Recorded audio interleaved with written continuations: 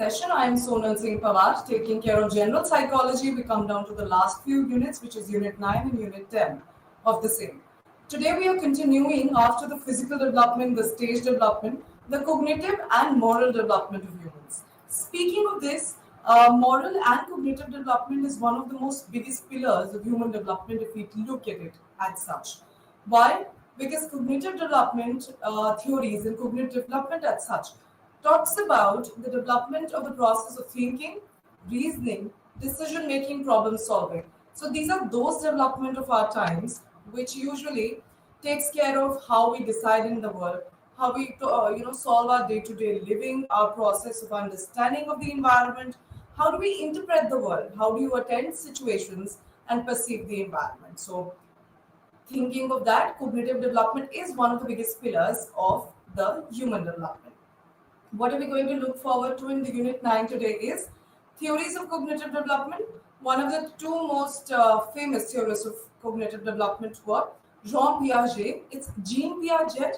As it's a French word, we speak it as Jean Piaget. Then we speak about Vygotsky. After Vygotsky, we will speak about the theory of moral development. We have one of the most famous psychologist of moral development, which was Kohlberg, who also decided to give his theories in terms of stages. So he also stated that moral development in human beings takes place in terms of stages. So let's start with Jean Piaget's concept of cognitive development. Few of the things that we should remember is that Piaget's thought about cognition was that children has the capacity to create their own world. That suggests that when we are talking about the ability to reason, the ability to think, the ability to decide well, this all is something which a child is himself capable of. That means the child is capable of constructing his own world. The child is capable of making sure that one stage of development is complete contribution of him or herself. And also, another thing that Piaget stated was the development takes place in terms of stages, and these stages are progressive in nature. That means the development is not something which is a smooth process, but it discontinues. That means there's a stage one, there's a stage two, three, and four, and there can be possibilities that in one stage, the child is doing averagely, and probably in the other stage the child does really well. So it's been divided into stages. Also, he stated that the cognitive development involves processes which are actually based on action and later progresses into changes into mental processes, which suggests that the actions that we are doing right now and the things that we are putting up right now is usually the base of what we will get as changes in our mental operations. Mental operations suggest in our mental capacity with every stage going by. So this was the ideology of Jean Piaget's theory, working in stages, talking that every stage is working in progressive order. Child has the capacity to build up their own stages. That means the child does not require any sort of support from the environment, but has the capacity to create their own development. Let's start with the stages and some key points before that.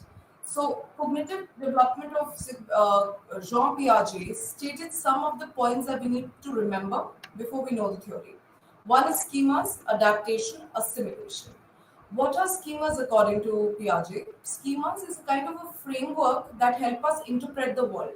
So we make framework for everything. Like for example, today being as adults and teenagers, we make framework of friends. Friends, according to probably an individual, is someone who's honest, uh, can someone that you can fall back on, and honesty, it's always communicating, can trust, is a confidant for you for life. So these are people that you can rely on, depend upon, trust upon. So that's your framework. Anyone who falls in that framework is your friend. So that's a scheme, that's a schema, that's a framework for that particular concept. We have concepts of animals. The knowledge of animals is also understood by children by schemas, which is a set of rules that helps them interpret that set of animals in the environment. Second is adaptation. Adaptation, as per Piaget, was fundamentally he stated that this is a biological process, and it is about being able to adapt even without a nervous system or a brain. So when we talk about adaptation, it divides into two processes. So adaptation, yes, is both a biological process but a psychological also, but more biological because it talks about coping with the circumstances and demands of society and being able to function. Like your adaptability should be so that as soon as the stress comes in, that's what we talk about in today's life. As soon as stress comes in, we should be filled with resources to be able to take care of it.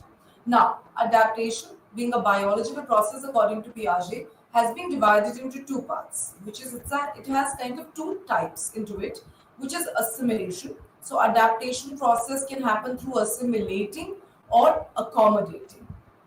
Speaking of assimilation, the process of taking in information into our previously existing schemas is known as assimilation. That means the process of that you add on new information on the already framed thought about something, which is a schema, is called assimilating, which is getting the new into the already old thing and adjusting it there. That's called assimilation. Then we talk about accommodation. Accommodation involves altering the existing schemas and making space for the new experience, a new change, or probably a new result or an idea. This talks about accommodating by making changes in your schema. So let's take an example. When we speak about animals as an example, and we know that there are animals which are amphibians, there are rodents, there are domestic animals that we speak about. So domestic animals are animals that can be domesticated at home and can be kept at home. So this is something which is a schema, which we should know as a framework for domestic animals. Now, the assimilation of this schema is going to be that we get new information in the already existing framework of animals, which are domesticated animals. So the new framework would be these animals can also be, used for other purposes. Like a lot of people make today blogging and YouTube videos on these animals. So see, they're actually doing what? They are adding on some new information on the already existing domestic animals, that these animals can actually be so trained that they can made to look lovable. There could be awareness regarding them, using them. Now, that's assimilation. Now, accommodation is making changes in the animal, the framework of the animal, and then adding new information. So, making changes could be probably the thought that domesticated animals cannot be kept outside, they cannot be left alone, they cannot be something which could be lent out to others. So that's something which is not domesticated. When you start using your animals for money, that is not something that is domesticated, I believe. So accommodation is making changes in that thought of domestication and adding new experiences onto it. So that is accommodating. Then and identifying these three concepts are going to be way too helpful when we understand Jean Piaget's theories. That is schema, adaptation happening in two processes, which is assimilation and accommodation. Now, moving ahead is the last one, which is equilibration, which is Piaget believed that all children try to strike a balance, between accommodation and assimilation, which is achieved by a mechanism called equilibration. So when we talk about equilibration, it is that a bit of assimilation and a bit of accommodation will help you support your livability and thought process, which is your cognition. That means we cannot learn about new environment just by adding information in the old one. That can lead to mental overload. Like, let's take an example. When we move from one class to the other, we just do realize this concept of education that the Darwin's theory of survival of fittest, we need to perform better than the others. That's how you will be probably the achievers of the group. So this is assimilation, which is, you are taking information on information in the already existing information in a class. So you're in class 6, you get more information, you move to 7, you get more information, you move to 8. So this is like assimilating. Now accommodating would be making changes in the old one, which is like being in the college. College talks about making changes in the already existing information. So something that you've learned from school now will be applied. It's going to be changed the way you learn the theory and apply to the environment. So remember, equilibration happens when you use a mix of two. You cannot always keep accommodating because that will lead to a mental overload. Neither can you keep assimilating one after the other. This completes one of the most important key points of Jean Piaget. Let's move to the theory ahead. The theory was given in stage model. The first model talks about sensory motor. This model is itself subdivided into six further parts, which means it has six parts within. So the first is sensory motor that starts from zero as soon as the child is born till the 18 or 2 years of life. See, this is being the first most and the earliest most stage. We need to know that children are usually communicating at this point of time, not or with a hardcore physical ability, but something which is sensory ability and motor abilities. Sensory ability is using all the five senses, and motor is muscle. So children have the capacity to interact, to be able to understand the environment, and do the beginning of understanding the world using two most important parts, which is the senses and the motor abilities. So, beginning, we understand the senses give rise to something which are reflexes, and ending with a complex combination of sensory motor skills. Also, the reason the stage is called as the sensory motor is we are using our senses to understand the world and communicate it through our reflexes, which is motor actions. So that is the reason that it's called a sensory motor. Further divided into subparts, which is what all children, which is infants, do in the first 2 months and what are they achieving in the next.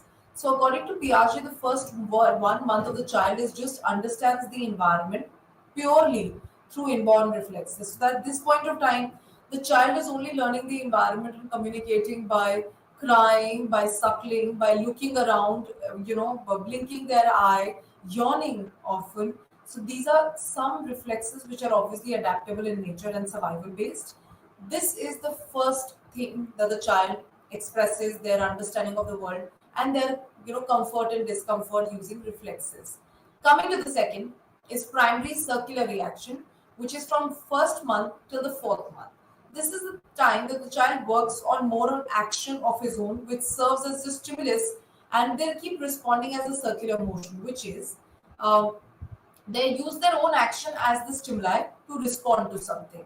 Like, for example, we've seen a lot of rattles which are hanging onto the child's pram and places where they're sleeping or probably they're lying down. So they use their own action, which is touching the rattle. The touching of the rattle gives a lot of noise. That noise gives them happiness. They understand that their own action can stimulate something and provide them happiness. So that's like their own actions creating a stimuli, giving a response, making them happy. So that's something which usually initial months of the play activities are serving as. Then we move to something which is the secondary circular reaction, which is starting from the fourth month till the eighth month, which is the time the child becomes more focused on the outside world. They become more concerned with what's happening around, and they start repeating their actions in order to trigger a response from the environment. So, for example, smiling continuously at people to understand that what is going to, they are trying to trigger a reaction in the environment because they want to know what's happening around. Also, in the environment, making, climbing around their area, places where they are sitting, purposely moving out of their areas, crawling down one path always to see what's happening. They purposely and intentionally does this thing so that to see if they move out of this space, what will happen, what will it lead to, what will it trigger. So that is secondary circular reactions, which are obviously more and better than the previous one. After that, the child is very interested in the outside world and they intentionally do some actions regarding the same. We come to coordination of secondary reaction, which is from the 8th month till the 12th month, which is the child is now entering to 1 year. These are more coordinated and complex responses, which suggests child intends to respond to your action. So if you wave on the child is going to wave. If you want to smile on the child is going to be smiling. So this is the combination of circular reactions, all the reactions which are made intentionally to create a response. Then we come to tertiary reactions. Tertiary reactions are starting from 12 months and goes on till the second year of the child. Here the child begins to try and understand the world by trial and error, experimentation. This stage is completely filled with experimentation, which is from the time of 1 to 2. This is the time in between the child learns to walk, the child is enjoying holding things, jumping around, because every learning of the child here is a trial and error. This stage is filled with experimentation. The stimulus to response is very random. They are doing a lot of activities to understand what's happening. Then we come to the last, which is the early representation. Child begins to develop symbols representing events and objects. This is the most structured, part of the child. This is the most structured part of the first stage, where the child now is able to indicate people with symbols. Like for example, if they understand that the tree is big, they'll always call it big tree. So this is like a symbol that the thing is always big. For example, if they always find their mothers lovable, they're always going to smile at them and call them out of a name or draw something which is always related to that, probably a heart. When a mother is represented, they make a symbol of a heart for their mother. So they have now started interacting with symbols, indicating the environment through symbols. Now, moving to the second stage, which is called the pre-operational stage. The reason this stage is called pre-operational, it goes from zero and goes on approximately to from 0 to 2 was sensory motor. From 2 to 5, 6 is pre-operational. This is a stage where the child does not really know about any operation. Operation is logic thinking, mental representation, which is logic, symbols. They are not aware of it. Their language is also developed, or that's the hallmark of this stage. Their extensive vocabulary and language. Operations are not developed. They cannot add. They cannot subtract. They do not understand the concept of subtraction or addition at the time of 3. They are very intuitive at this stage. They also have this capacity of egocentrism, which is found in this stage, which is the difficulty of understanding other people's experiences except their own. So let's take an example. A child is feeling thirsty. They pick up a bottle and drink water. They'll ask everybody because they feel if they're experiencing this emotion and this thought, everyone is experiencing it. So they have a difficulty in understanding other people's experiences. That's why it's called egocentrism, which is we are centered to our own life and living, which is called egocentrism. Then we come to concrete operation. Concrete operation comes with a lot of abilities in the child which they did not have at the stage of 6. This goes on from 7 to 11, 12 years of age. And at this point of time, the child knows mental operation. Yes, this is absolutely true. Child is able to understand all the math, science at this stage. They're in class 8th and they're in class 8th and 7th. They understand the logic of why rain is happening, what is the mechanism of the environment. They're very logical thinkers. They are concrete thinkers. They have a very concrete thought about everything. Also, at this point of time, they cannot abstract things. Creativity, hypothesizing things is a difficult process for them. So they're logical thinkers. Few other points are they have the ability to induce, which is they can go from specific to general, which is something that they see in one person or one community area or a gender, they can apply it to all. So their thinking goes from specific to general. That means they're able to conclude at a bigger level. They also have this concept of conservation, which they can now do, which is they can, they can make the changes in the quantity remaining the same apart their appearances, which is they can make the changes in the quantity in terms of volume, mass, height, which is they understand that a glass, a glass which is circular and a glass which is tall, they both have 500 ml of water. No matter you keep changing the shape. Also, if you give them a ball and roll it into a cylinder, they can get it back to a ball. So this is the ability that they're able to conserve, understand the concept of quantity changes, and with quantity changing despite that the appearance doesn't change. This also gets them into a newer aspect which is called reversibility that I gave you an example of. This is one of the most used example in childhood times of cognition and cognitive development. Giving clays to children and telling them to make changes in their shape and size.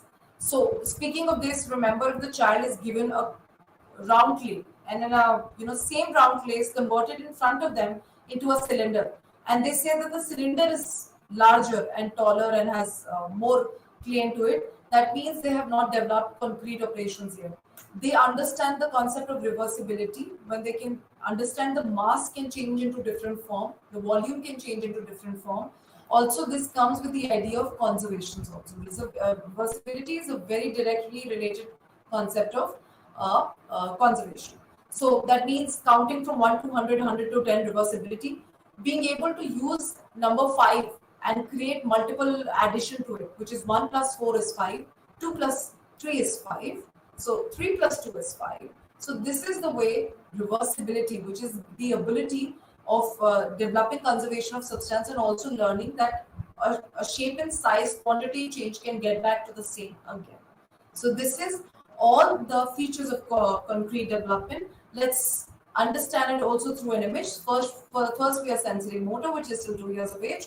Then 2 to 7 we are pre-operational, which is understanding the world through language. Language is the hallmark of this stage, and mental images. Concrete operational is 7 to 12, something which involves mathematics, logical thinking, very concrete thinking, not being possible to have abstract thinking. The last is something which is formal operation according to Jean Piaget. And he stated that after this, the cognition is developed. We only understand wisdom. The development and growth is still 12 and onwards, which is still the teenagers and 20 years of life. He stated that this time we are able to act not only concrete thing, but also we are more of an abstract thinker. We are able to hypothesize things, which is we have the ability of hypothetical thinking. We are very scientific reasoning people, which is formal operations. That's why it's called formal, because we are now capable of deductive reasoning, which is taking the general and moving it to specific, systematic planning, hypothetical thinking that we are going to talk about, which is logic is a paramount at this stage. We use the general principle and determine a specific outcome. Also, this involves a hypothetical situation, which is, the reason that class 11th and 12th has so much of hypothetical questions, which is anecdotal question. If a person A is running with this amount of speed and this amount of distance is covered, what is their, other mathematical operation, that what is going to be the time that they've utilized in covering that much of speed. Also with psychology, we can talk about defense mechanism, talking about if a person is actually always stating that, he or she, their colleague has hatred towards a person X, whereas it could be them who has hatred towards person S. Identify the defense mechanism.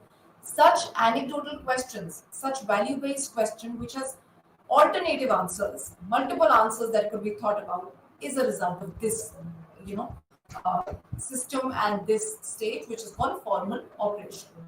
Or formal operation is also capable of, as said, abstract thinking, which was not there before. Also, problem solving is a paramount of this stage. We're able to systematically organize a concept, give a multiple options and solutions, and devise a plan accordingly. Also, this completes with Jean Piaget's theory. We have another image starting with 0 to 2. Some of the concepts which were not discussed, we can now discuss it here. See, when we talk about 0 to 2, there's a concept of object permanence and deferred imitation, which is children are always at 0 to 2 and infant are continuously imitating and learning. There is goal-directed actions, which is they're continuously and intentionally doing an action for a result. And object permanence is there, which is child learns that an object, if it's hidden, it's there, even if it's hidden. So object permanence is developed by the end of 2 years of age, which is the child can now play hide and seek. He knows if something is hidden, it was there, we need to find. But, when a child is only half a year, which is 6 months, you show them an object, like for example, you show them a phone, you hold them and you show it to them and you remove it and put it at the back. They will forget it and they will even perceive that the phone did not exist in the beginning. So that is not having object permanence, which is achieved by the 2 years of age. As discussed, pre-operational is an age which egocentrism comes and symbolic thought process. Concrete operation was logical thinking, conservation, and reversibility. Formal operation becomes obviously inductive and deductive both. Very abstract thinkers, hypothetical thinkers, and at the same time have the ability of problem solving. This finishes with Piaget's magnificent theory, which is being used and something which has been accepted worldwide. Even today's time, we actually judge our children on the basis of this and use a lot of rating scales which are based on this development stages. So this completes with Jean Piaget. After Jean Piaget, there was another psychologist, another famous psychologist, Lev Vygotsky. He was a Russian psychologist, a contemporary of Jean Piaget only, who developed a theory which was a little different from Jean Piaget. He stated that my theory is a theory of socio-cultural theory. He did state that children have the capacity to grow, but children have the capacity to grow on the basis of, socio-cultural environment. That's why the theory was labeled as a socio-cultural theory. Three key principles of these theories are society and culture of the children. He stated some of the most important points that we, missed out in Jean Piaget. Jean Piaget's theory was not having it. That's why this theory is an extension. So signs and language of the society is extremely important for children. So whatever that they listen and they see is extremely important for their development.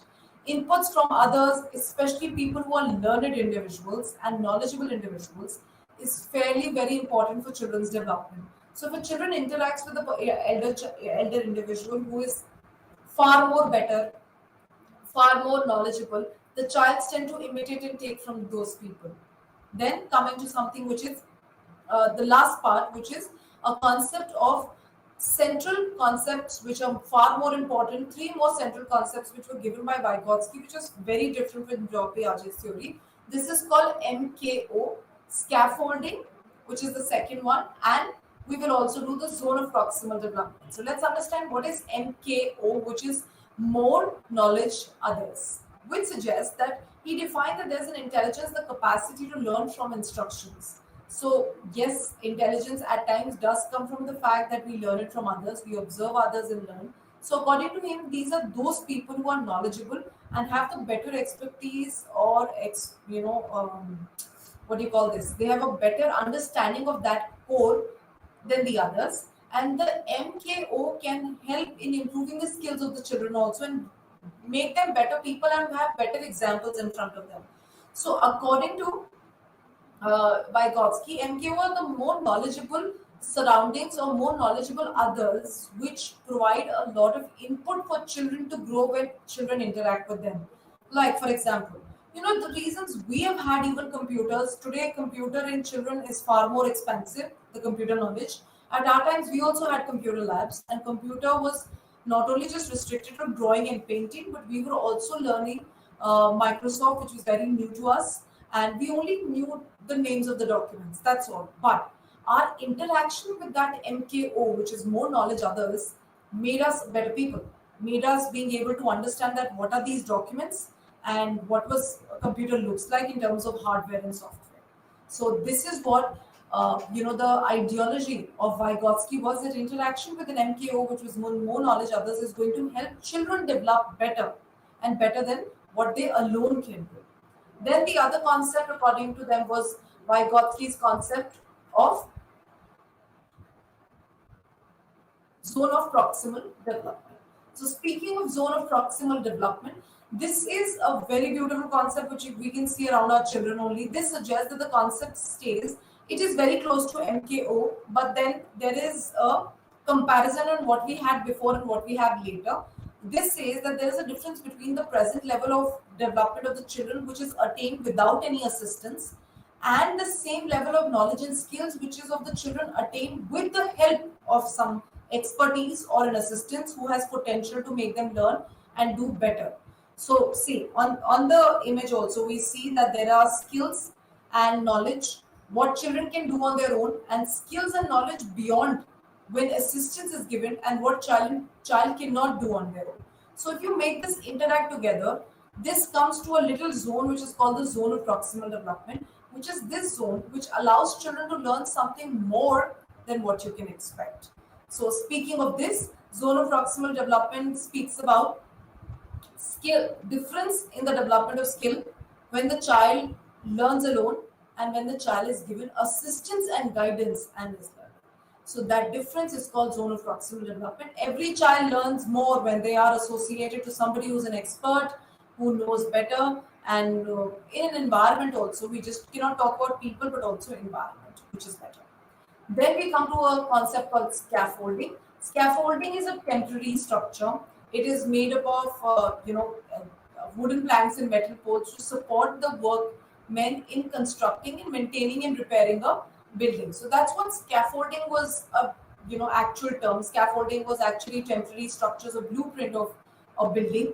And Vygotsky used this term to describe social and instructional support provided by the more knowledgeable others to the children to learn new concepts and skills. So these are those items and support which are provided by more skilled people that children do not have on their own. I'll give you a very good example of scaffolding. Today there's a concept of dummy schools which are coming for children at the age of 10th, 11th, and 12th, which help them support and rigorously train them for IIT and PMTs. But they do not go to schools. It's a dummy school where they fill up your class 11th and 12th registration, and you are at home only studying for something which is your FITGs, your IITs, and your medical exams. You know what we miss out over here? The instructional support and interactional wisdom of a teacher. So, what is different between a dummy school and actually functioning labeled schools? That school gives you extracurricular activities, the wisdom of the world, the interaction with a learned individuals, not one teacher but multiple teachers, ability to represent yourself. So your social interactions and social emotional development is far better than children who are going to dummy schools. And this is what is scaffolding all about. The instructional support and the knowledge is the scaffolding.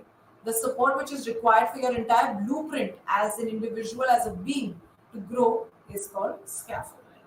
That completes with the concept of Jean Piaget and cognitive development. So we understood that cognitive development could be understood on the basis of two people. One was Jean Piaget and the others was Vygotsky.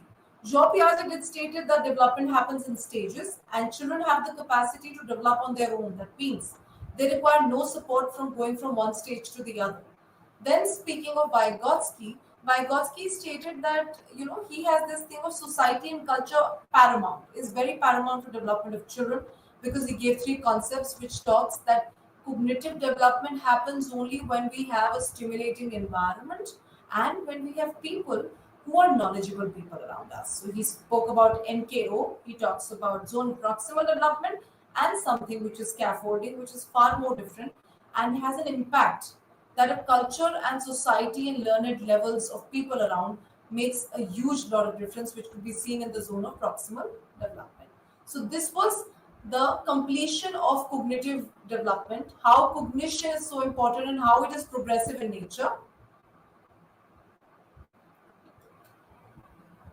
Also, speaking about now, after cognitive development, one of the most important aspects of development is also moral. Morals are something which is the rationality of the world and also rationality of a cultural system, which is the rightness and the wrongness of an environment. This moral development theory, very famous moral development theory, was given by Lawrence Kohlberg, and Kohlberg actually extended the theory of Jean Piaget, which was given. Jean Piaget also gave a moral development, and he gave only two moral development stages: autonomous and heteronomous. So autonomous was to children and heteronomous was the adult. On top, Kohlberg stated that we cannot divide the moral development on the basis of just two stages. We need to learn more about children over here.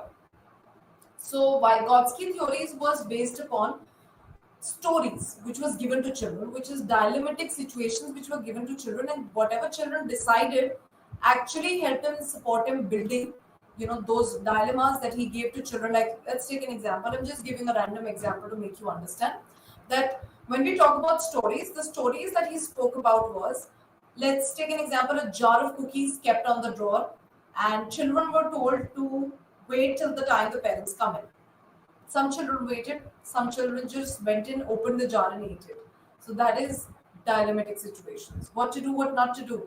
Also, parents kept, a whole, wallet filled with money to children at the age of 4 and the children at the age of 7, and told them, don't use it until I come back. You can only use the money when I come back to you. Probably the younger ones will not, but the elder ones feel we need it right now. Probably we can use it tomorrow at the school, or probably we can use it tomorrow at the cafeteria at school, and they take it out, two notes out of it and keep it with them. So these were dilemmatic situations, and he created an actual dilemma, and he observed somebody.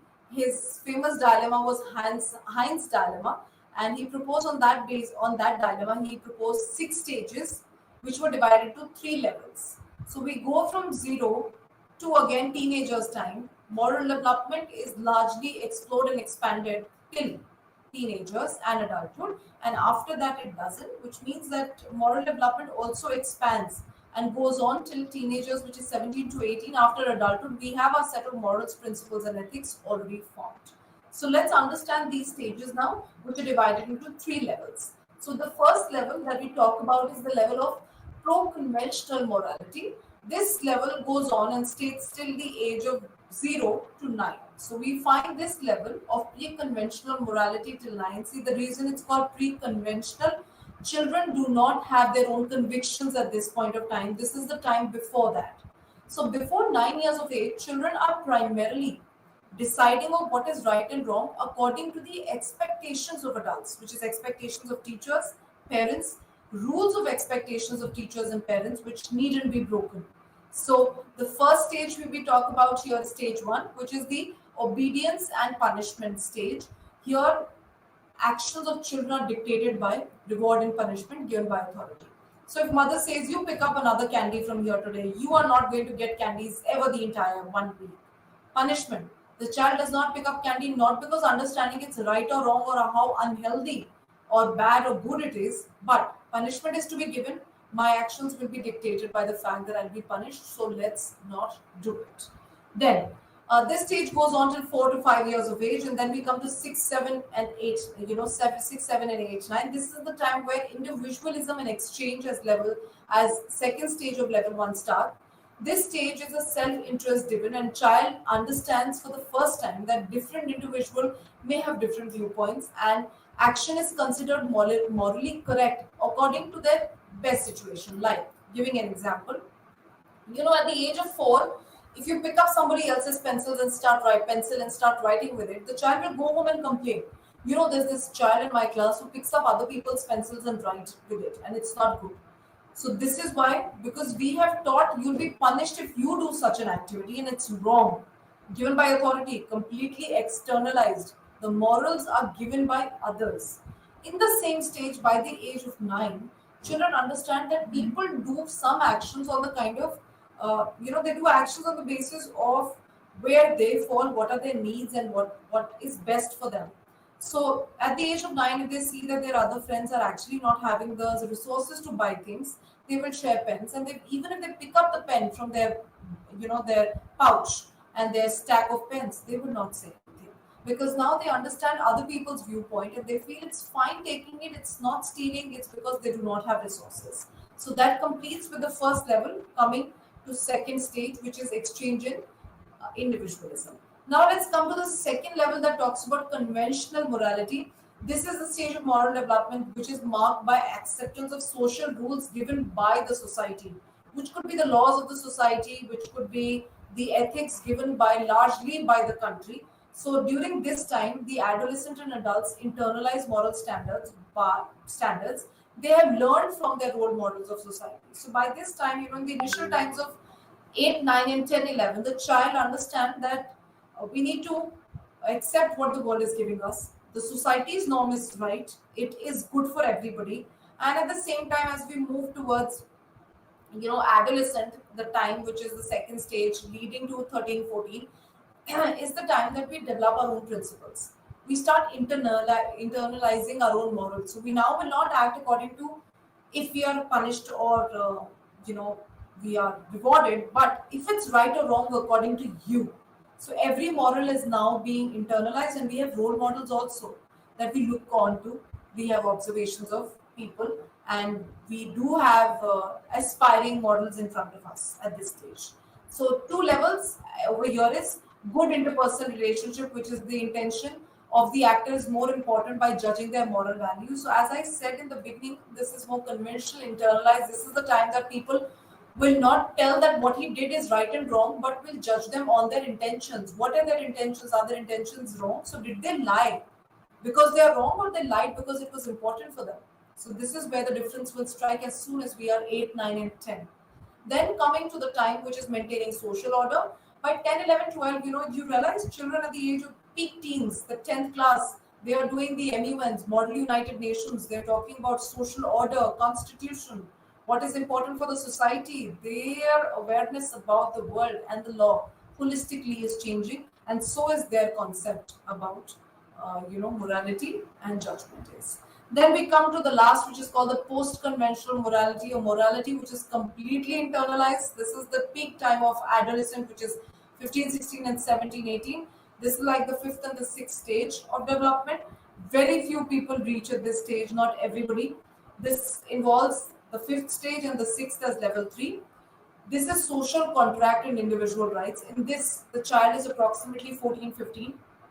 Individual or child understand that different people and the community may hold different views and laws.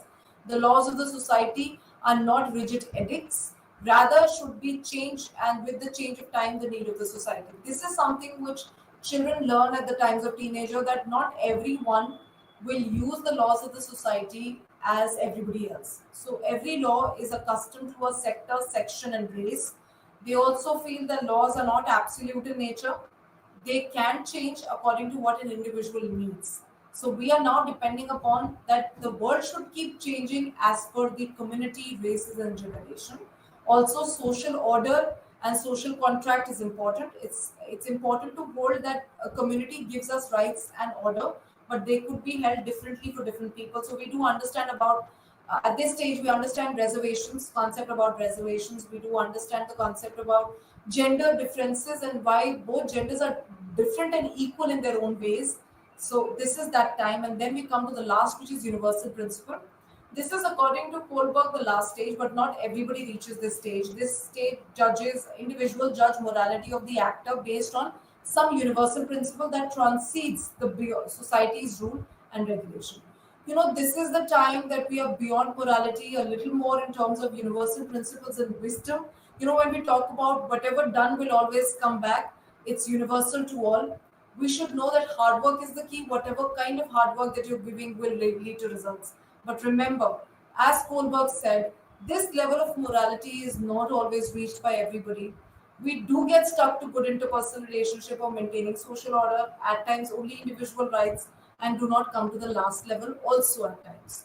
So these are three levels which tells us from pro-conventional, conventional, and post-conventional. This is how moral development, the righteous and the wrongness of an individual is in their mind, function from the age of 1 to 3 till 20 years of life, which is 19 to 18 years of life, which is making them move towards and settle towards adulthood. This finishes with moral development, saying again that moral development happens stage wise. Every stage is progressive and different from the other. And it's not necessary that we all reach to the final stage in the same way. So this is how moral development looks like. The first is avoiding punishment, completely internalized. Then we come to self-interest, which is exchange and individualism. Pre-conventional goes on till 9 years of age, approximately starting from 2-3 and going on till 9. Then we come to the second one, which is a very small time, which is from 9 to 14. As I said, this is like a good boy, good girl image where we are good interpersonal relationship, wanting to judge people only on their interest and intent, and social order. We understand about constitutional laws and etc. The last is post-conventional, which is the final stage, which is the principles and social contract. This finishes with moral development of humans and human development. Now, as finishing the unit 8, unit 9, we come to the final unit that talks about what is the application of psychology. General psychology always gets completed by knowing where do we apply it and how is the theoretical learning applied in the environment. We studied memory in this content, we studied human development, we studied stage development, personality, and intelligence. We have to see where is this applicable now in society. So speaking of this, we will start with clinical counseling. So let's just go ahead. Where is psychology nowadays fairly applicable and evidently visible to us in the environment? Starting with the most important and the most evident, most visible in our society and function as our society is clinical and health. So clinical psychologists are psychologists which performs treatment of people using treatment of people and treatment of problems which are of clinical nature, which is severe problems like severe psychological disorders and emotional disorders, which is personality disorders, schizophrenia.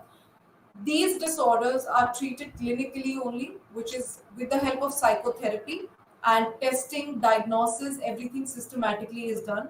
So clinical psychologists deal with clinical disorders which are severe in nature. These people are found in hospitals. They are not capable of giving medication because they do not have a medical degree. They study grads, MSc, BSc, grads level and a master's level in MSc. Also, a lot of times, a lot of them goes to PhD levels. So, which is Doctorate of Psychology or Doctor of Philosophy, which is Psych D and PhD. So that's how their knowledge is, and they sit in hospitals. So they're treating severe disorders and treatment and diagnosis with the help of psychotherapy. There's a lot of confusion between psychiatrists and psychologists because they sit in the same area, which is hospitals. It is not the same. The biggest difference that we found in psychiatrists is these are medical doctors pursuing MBBS and then taking MDS psychiatry, capable of treating people with the help of only medications.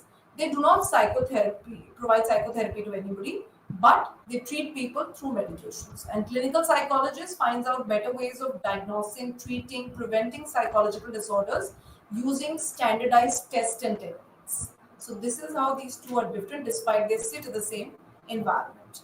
Now, moving ahead, we've already discussed clinical. Let's move to a lighter portion, which is counseling psychology. Counseling psychology talks about, again, psychologists with work with emotional and behavioral concerns, but they are something which is milder in nature.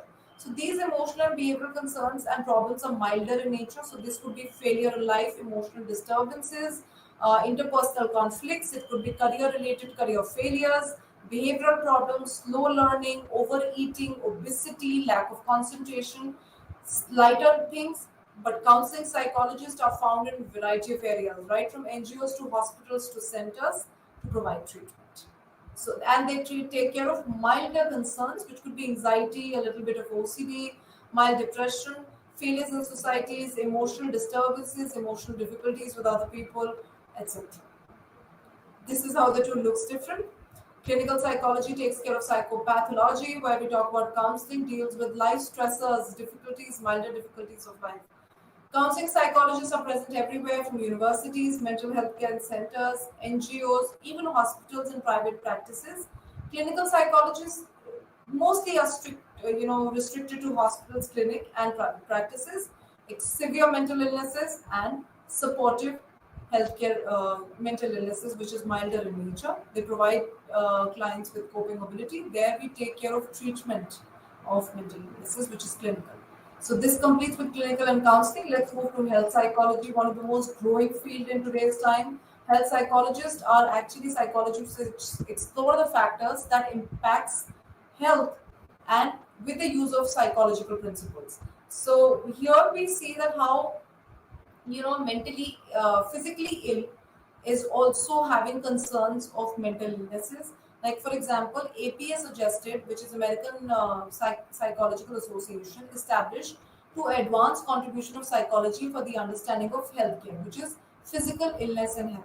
The reason for this was that it is found that people who are going through diabetes, extreme blood pressure also goes through this physical illness is also accompanied with a lot of psychological stress, which is diabetes patient can be prone to depression because of the dietary concerns, and also people with high blood pressure are always at the edge of the world. They are filled with anxiety. Also people going at times why cancer patients are provided with a lot of counseling and therapy to boost that morale and will that they can go on through the chemo and clinical chemotherapies.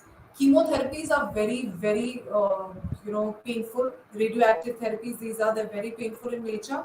And for that, we do require a health psychologist to support them in terms of their morale, in terms of their psychological processes, that they're able to go through that emotionally, physically tiring illness which is aided in their body.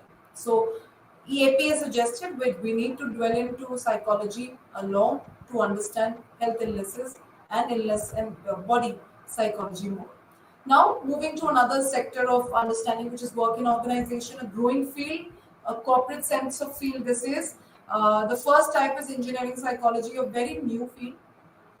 Usually at the moment, this is used for conducting researches on machinery, computers, automobiles, and then further these researches are applied to industries and work organization. Psychologists of this field are responsible for writing, instruction manuals of an automobile so that it's individual friendly. They give you instructions of how to deal with a machinery, an airplane, an automobile. Also, for a layman language, it is how machinery is operated and an appliance is operated. Simple. But remember, it deals with humans and their ability of cognition and thought process by providing them instructions. So they bridge the path between our understanding of an automobile or a machinery or an object. So this is again a very new thing which is coming up. And the next is which has taken its taken its form in society already, which is Industrial and Organizational Psychology, a very well-paid job and a well-paid stream today, which talks about understanding behaviors and applying that understanding in the work setting. This involves from selection of employees, recruitment of employees, appraisals, work-related motivational activities, and leadership skills to be identified. And application of this psychology not only deals with the problems of industry, but also supports the employees. The reason that we have an organizational psychologist in an environment of an organization is to support to bridge between the organization and the employee, to support the well-being and mental health of the employee, and to support the productivity at the same time of the organization. So that is also nowadays, we have started using aptitude, intelligence, and personality test in organizational psychology to have a better understanding of these people, to have a better understanding of the employees, so that we can benefit that the core of the employee can benefit the organization, and that core of the organization can mutually appraise the employees, support the employee, provide them benefits, which can keep the output input chain going on all the time. This completes with industrial and organizational psychology. This is what they all do: policy making, employee testing, recruitment, training, development, or obviously overseeing analysis. They try to identify working styles and put you in terms of a horizontal promotion or a vertical promotion, and bring about your productivity and organization's productivity also. Then we come to something which is consumer psychology, a part of organization and industrial only. This is another field which focuses on consumer behavior, psychology for understanding consumers. The better that you understand consumers, the better that you sell the product. So this is consumer psychology. To increase the sale, we need to understand the psychology, the trend, the thought process of the consumers. Every industry depends on this ability to sell its product, and it's not only survival, it's also important for the growth and expansion of an organization to understand your consumers. From the time, if you find out, Noida has been coming to boom, and the economy of Noida started in 2001 when malls in Noida started coming in. The westernization started entering in. There was an uplift in the economic level at the time. When we got economic reforms by our finance minister, Dr. Manmohan Singh, at that point of time, that was the time that the consumer psychology was going up, because we were coming to, raising our bar of economy, of having multiplexes, malls. Our livability was increasing. The finances of an earning income individual was increasing. So, that's how it's not only important for the industry itself, but also the growth and expansion of that product. So that talks about consumer psychology. Let's move to a new thing, which is education and sport. Education psychology is paramount in today's time. One of the psychology that deals in understanding of the system of education to uplift, provide effective approaches, techniques to make better lesson plans, to make socially and productively healthy environment for children. Educational psychology deals with making more policies, like the national education policy, which is undergoing change right now and is going to be applied, is something which is educational psychology. It talks about changing the classroom dynamics, the education facilities provided to children, learning types and procedures. So the education system and program is taken care by educational psychology. It's different from school. School is a smaller aspect, education is a bigger aspect. So school is a part of educational psychology. It deals with understanding children within the school parameters. They understand difficulties of children who are not able to scale from one class to the other, have special needs and emotional problems, vocational needs, and we detect them, support them, and provide and improve their classroom learning environment. So that is also, from here also we talk about counselors and school psychologists are a part of school psychology that deals with understanding the needs of the school, what the school can provide to support a child's productivity. Children also, especially children are here, they are taken care of here, whereas their policies comes from educational psychology. So this completes with education and school, and we come to sports psychology, again a new moving field which talks about study of psychological process which impacts sports. We need to know even sportsmen today require a support of sports psychology to morale, boost up their morale, motivate them, take care of conflicts, take care of conflicts coming from the head communities and organizations. So sports psychology is facilitating, knowing the psyche of the sportsman, facilitating them, providing them, motivating them, keeping a healthy environment and team spirit with amongst all. The last is criminal and forensic. Forensic is actually an intersection between psychology and criminal justice system. It involves understanding the criminal laws in the judicial, and in order to able to interact approximately, appropriately with the judges, with the attorneys and legal officers. So forensic are usually the bridge and intersection between information providing to judges, attorney, support for testification support items is also given by forensic. Formulation, reformulation of an area of an evidence is also given by forensic. Forensic usually supports the criminal psychology, which is again a new set of psychology which is coming into play.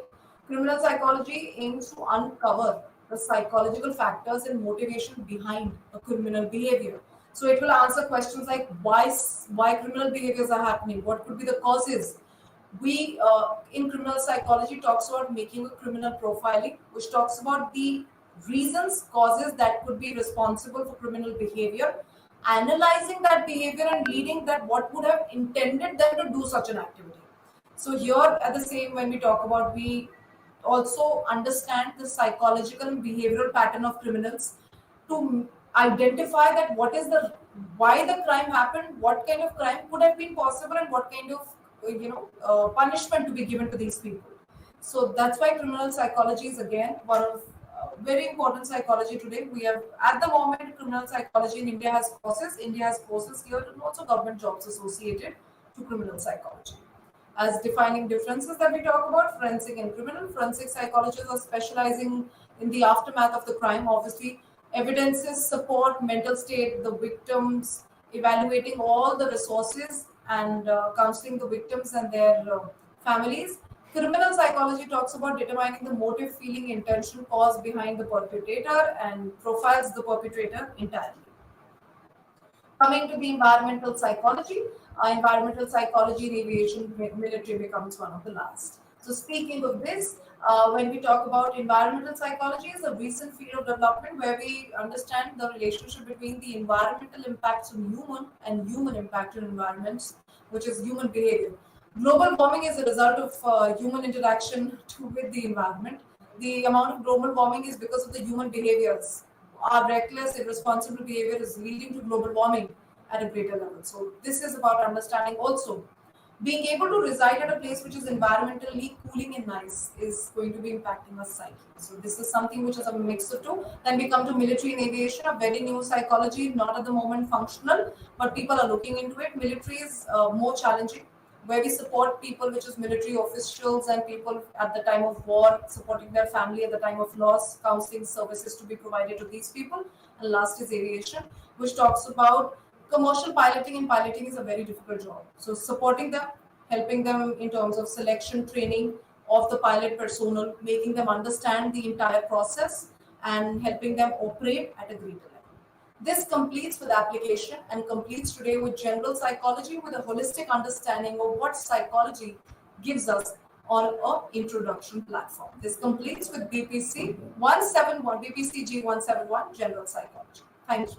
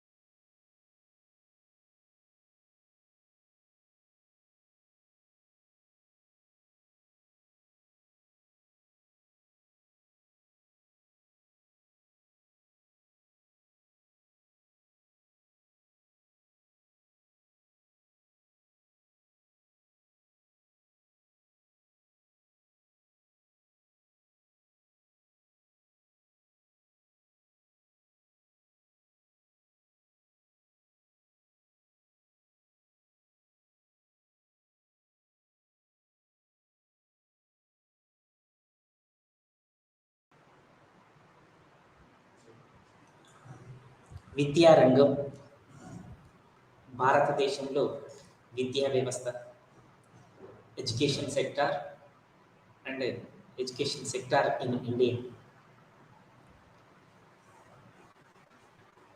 ఏ దేశంలో అయినా, ఏ సొసైటీలో అయినా విద్యా వ్యవస్థ అన్నది సమాజాన్ని ఒక పరిపక్వత వైపు నడిపిస్తుంది. అంటే కేవలం విద్య అన్నది ఒక ఉపాధి కోసమే కాకుండా వ్యక్తి యొక్క సామాజిక కోణంలో కూడా వ్యక్తి చైతన్యవంతుడిగా చేయడం కోసం, సమాజంలో ఒక వ్యక్తి ఏ విధంగా నడుచుకోవాలి, సమాజ అభివృద్ధి కోసం, వ్యక్తి అభివృద్ధి కోసం, దేశ అభివృద్ధి కోసం ఒక వ్యక్తిని పరిపూర్ణమైనటువంటి పౌరుడిగా ఎలా తయారు చేయాలి అన్నది విద్య ద్వారా మాత్రమే సాధ్యమవుతుంది. అందుకే చాలా మనం విద్య పైన చాలామంది కూడా చాలా గొప్ప గొప్ప కొటేషన్స్ ఇవ్వడం జరిగింది. అంటే ఇంకా education is the important role plays in economic development of any country, any nation. అంటే విద్య లేకుండా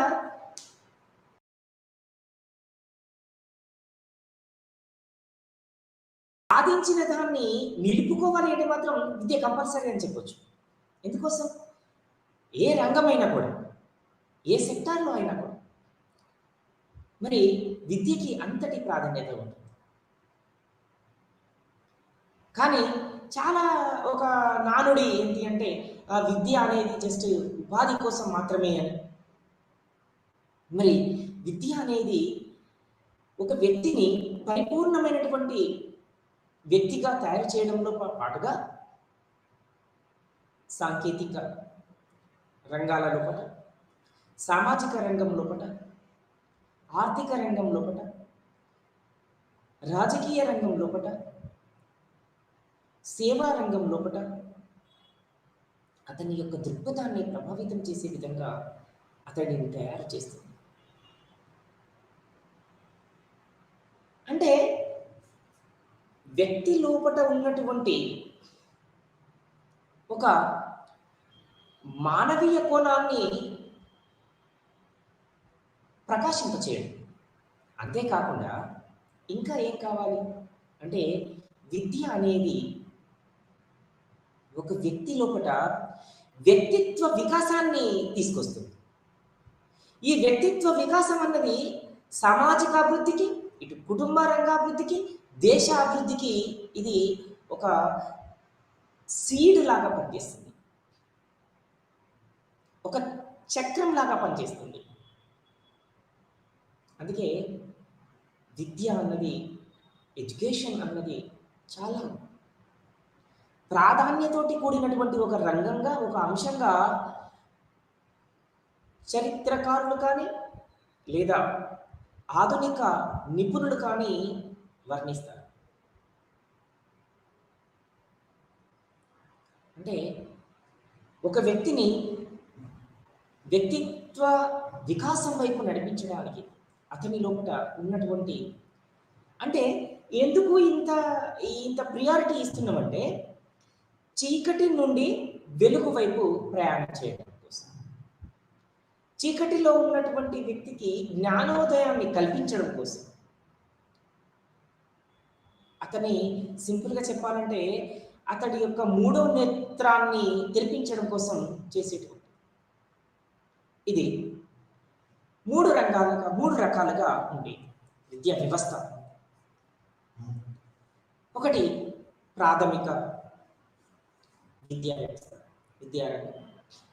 తర్వాత మాధ్యమిక వ్యవస్థ, విద్యారంగం. ఇక ఉన్నత హయ్యర్ ఎడ్యుకేషన్, అంటే ఎలిమెంటరీ ఎడ్యుకేషన్ అని, సెకండరీ ఎడ్యుకేషన్ అని, హయ్యర్ ఎడ్యుకేషన్ అని మనం మూడు రకాలుగా చెప్పుకోవచ్చు.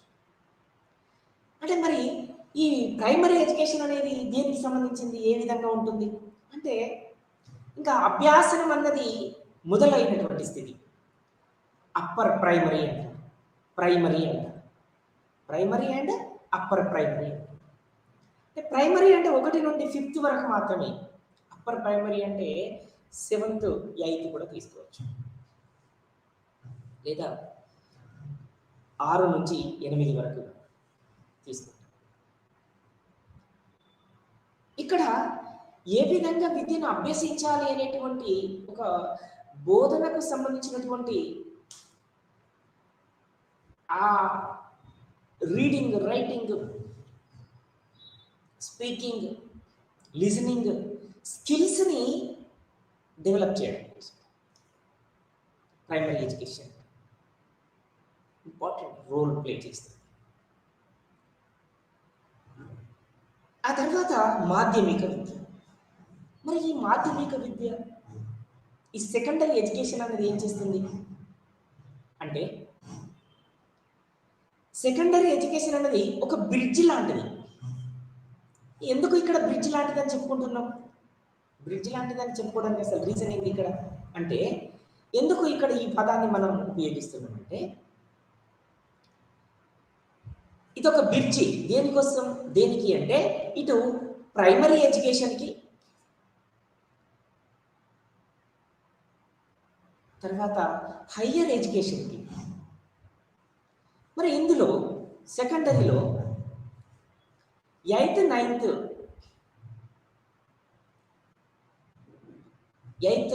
9th తీసుకుంటాం, లేదా 6th 8th తీసుకుంటాం.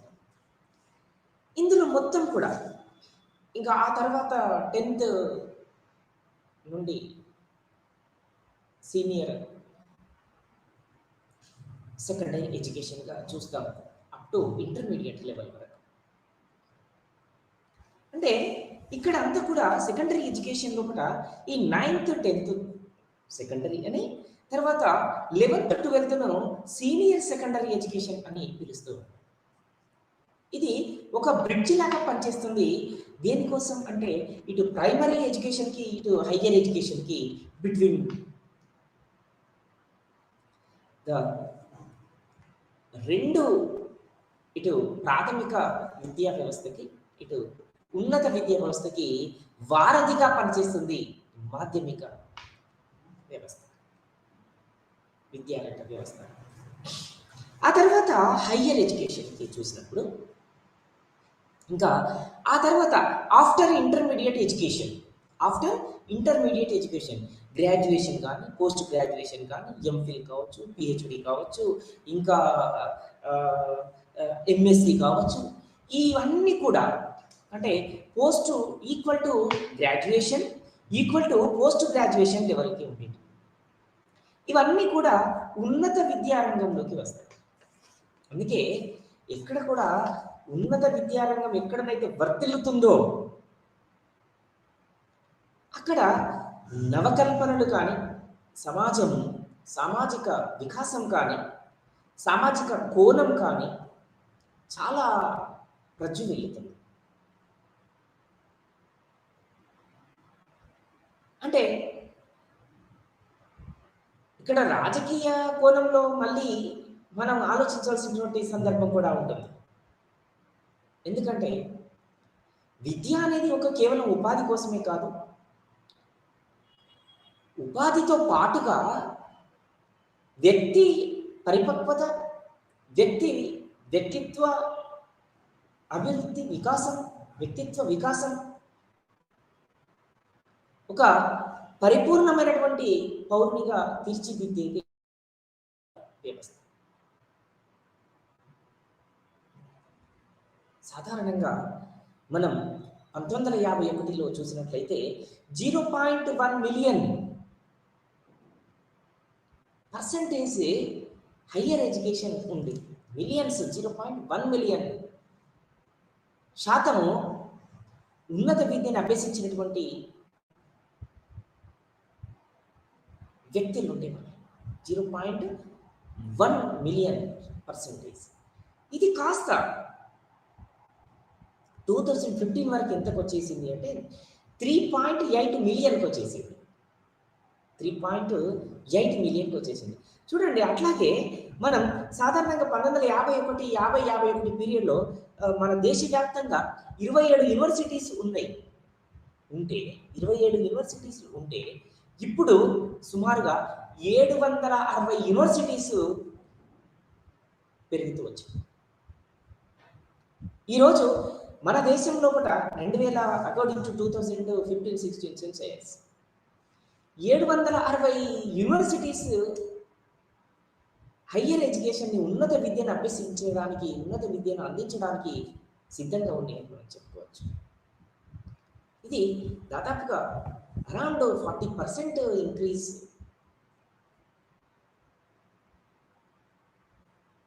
40% గ్రోత్‌గా మనం చూడొచ్చు. అంతేకాకుండా మానవ మానవ ఎదుగుదలకు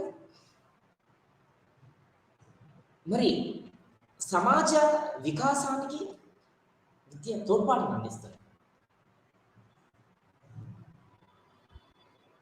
అంటే సమాజం లోపల ఒక వ్యక్తి యొక్క పాత్ర ఏంటి?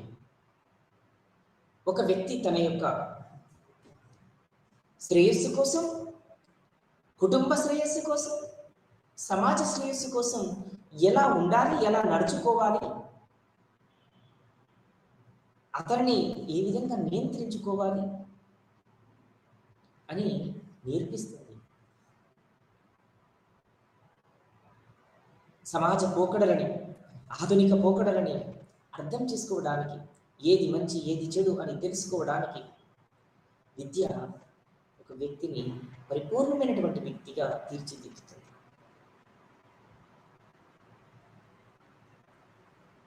అంటే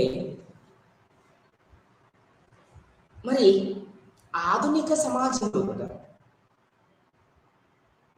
వ్యక్తి యొక్క వికాసం ఇంకా కుంచుకుపోతుంది అనేటువంటి ఒక వాదన కూడా ఏది అయినప్పటికీ మరి మనకి భారతదేశం మరి ప్రపంచ దేశాల పోల్చినప్పుడు భారతదేశాన్ని ఒక గురువు స్థానంలోనే చూస్తూ ఉంటాం ప్రపంచ దేశాలన్నీ కూడా. అది కొన్ని దేశాలు అంగీకరించవచ్చు, కొన్ని దేశాలు అంగీకరించకపోవచ్చు. కానీ భారతదేశంలో ఉన్నటువంటి ఇతిహాసాలకి, భారతదేశంలో లభించినటువంటి మరి ఇక్కడ ఉన్నటువంటి త్యాగాలకి, ఇక్కడ లభించినటువంటి ఆధారాలకి కూడా ఒక ప్రశ్నగానే మిగిలిపోయినటువంటి అంశం. ఏది ఏమైనప్పటికీ విద్య అనే కూడా మనం సాధించినటువంటి ప్రగతి కూడా ఎంతో గణనీయమైనదని మనం చూడవచ్చు. ఎందుకంటే బ్రిటిష్ వారి కాలంలో కూడా విద్య అందుబాటులో లేక, విద్యాలయాలు లేక, మన సాంప్రదాయ విద్యని భ్రష్టు పట్టించి, మన సాంప్రదాయ విద్యని మన దేశంలో ఉన్నటువంటి మరి విద్యా వ్యవస్థని చిన్నాభిన్నం చేసి మొత్తం కూడా ఇక్కడ విద్యా వ్యవస్థని భ్రష్టు పట్టించినటువంటి ఘనత వారిది. మరి అన్ని శతాబ్దాల కాలం పాటు దాదాపుగా 1601 సంవత్సరంలో భారతదేశంలో అడుగుపెట్టినటువంటి బ్రిటిష్ వారు 1700 సంవత్సరం తర్వాత మేబీ సిపాయిల తిరుగుబాటు నుండి 1947 కాలం వరకు మరి వారు భారతదేశాన్ని వారి అధీనంలో ఉంచుకున్నారు, అధికారం చెలాయించారు, ఇక్కడ రాజకీయ నడిపారు. కానీ విద్యా వ్యవస్థలో కూడా దాదాపుగా మరి 100లో 20% కూడా విద్య అందుబాటులో లేదు అంటే ఇది మనం నమ్మాలి. అంటే అణచివేయబడినటువంటి స్థానం నుండి ఈరోజు దాదాపుగా 84% అక్షరాస్యతని సాధించడానికి సాధ్యాలు ఇక్కడ నిర్మించుకుంటూ ఒక నిర్మాణాత్మకమైనటువంటి విధానాన్ని అవలంబిస్తూ మనం విద్యని అభివృద్ధి చేస్తూ వస్తున్నాం. అంటే మానవ మూలధనం అన్నది ఇక్కడ చాలా గణనీయమైనటువంటి పాత్ర పోషిస్తుంది.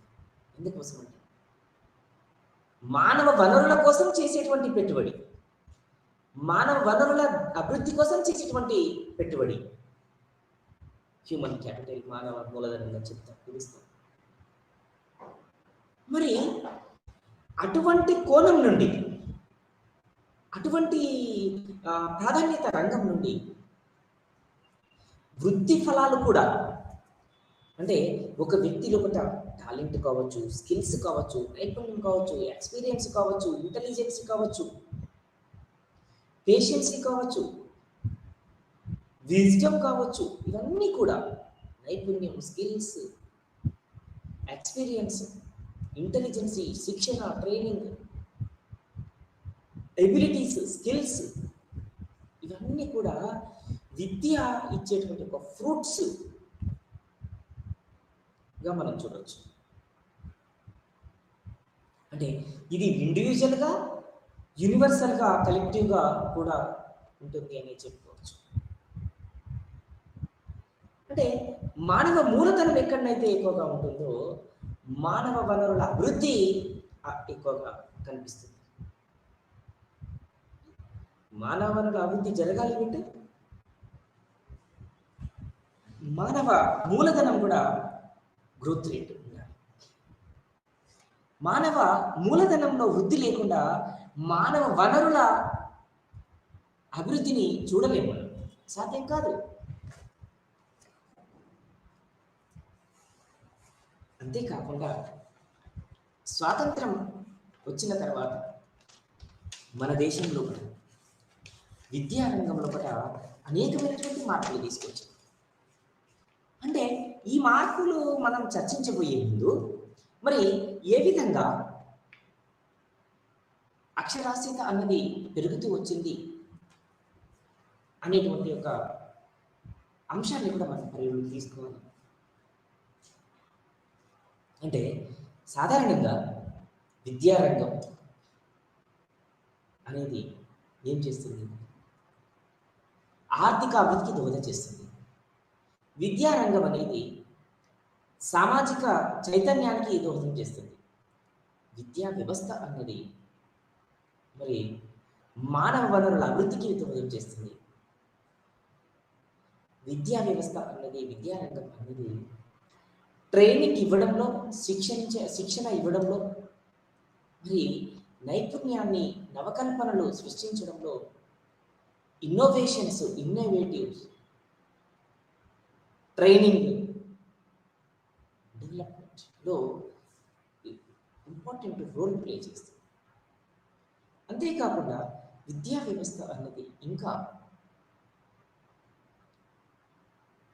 Agriculture development, industrial development, service development, service sector development కూడా ఇది ఒక ఇంపార్టెంట్ రోల్ ప్లే చేస్తుంది.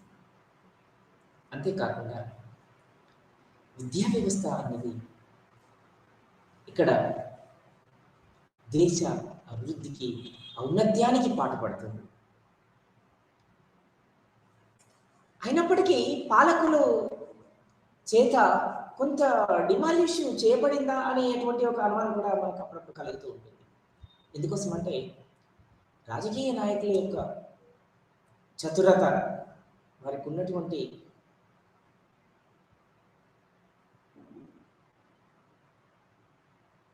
దాన్ని ఏమంటారంటే ఒక సంకుచితమైనటువంటి ధోరణి.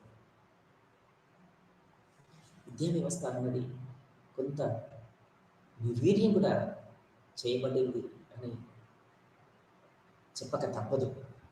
ఏది ఏమైనా కూడా 1951 నుంచి 2021 వరకు, 1951 నుంచి 2021 సంవత్సరం వరకు దాదాపుగా 1950-51లో 18% అక్షరాస్యత రేటు ఉంది. అది 1960-61 వచ్చేసరికి 28.3% పెరిగింది. 1970-71 వచ్చేసరికి 34.4% పెరిగింది.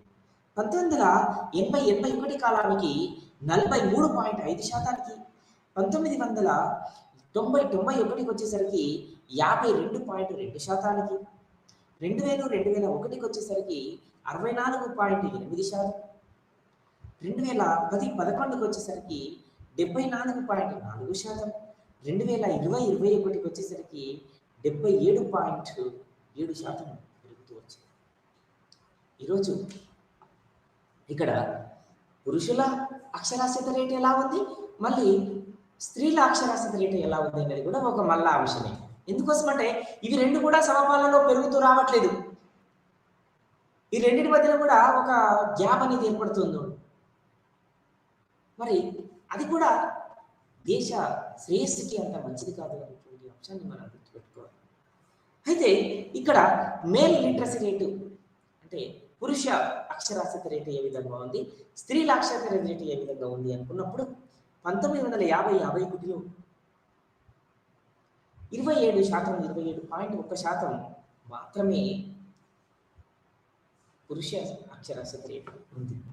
ఇది 60-61కి వచ్చేసరికి 40.4 గాను, 70-71కి వచ్చేసరికి 45.9 గాను, 80-81కి వచ్చేసరికి 56.3 గాను, 90-91కి వచ్చేసరికి 64.1 గాను, 2000-2001కి వచ్చేసరికి 75.2 గాను, ఆ తర్వాత 2010-11కి వచ్చేసరికి 82.1% గాను, 2020-21కి వచ్చేసరికి 84.4% గాను పురుష అక్షరాస్యత రేటు పెరుగుతూ వచ్చింది.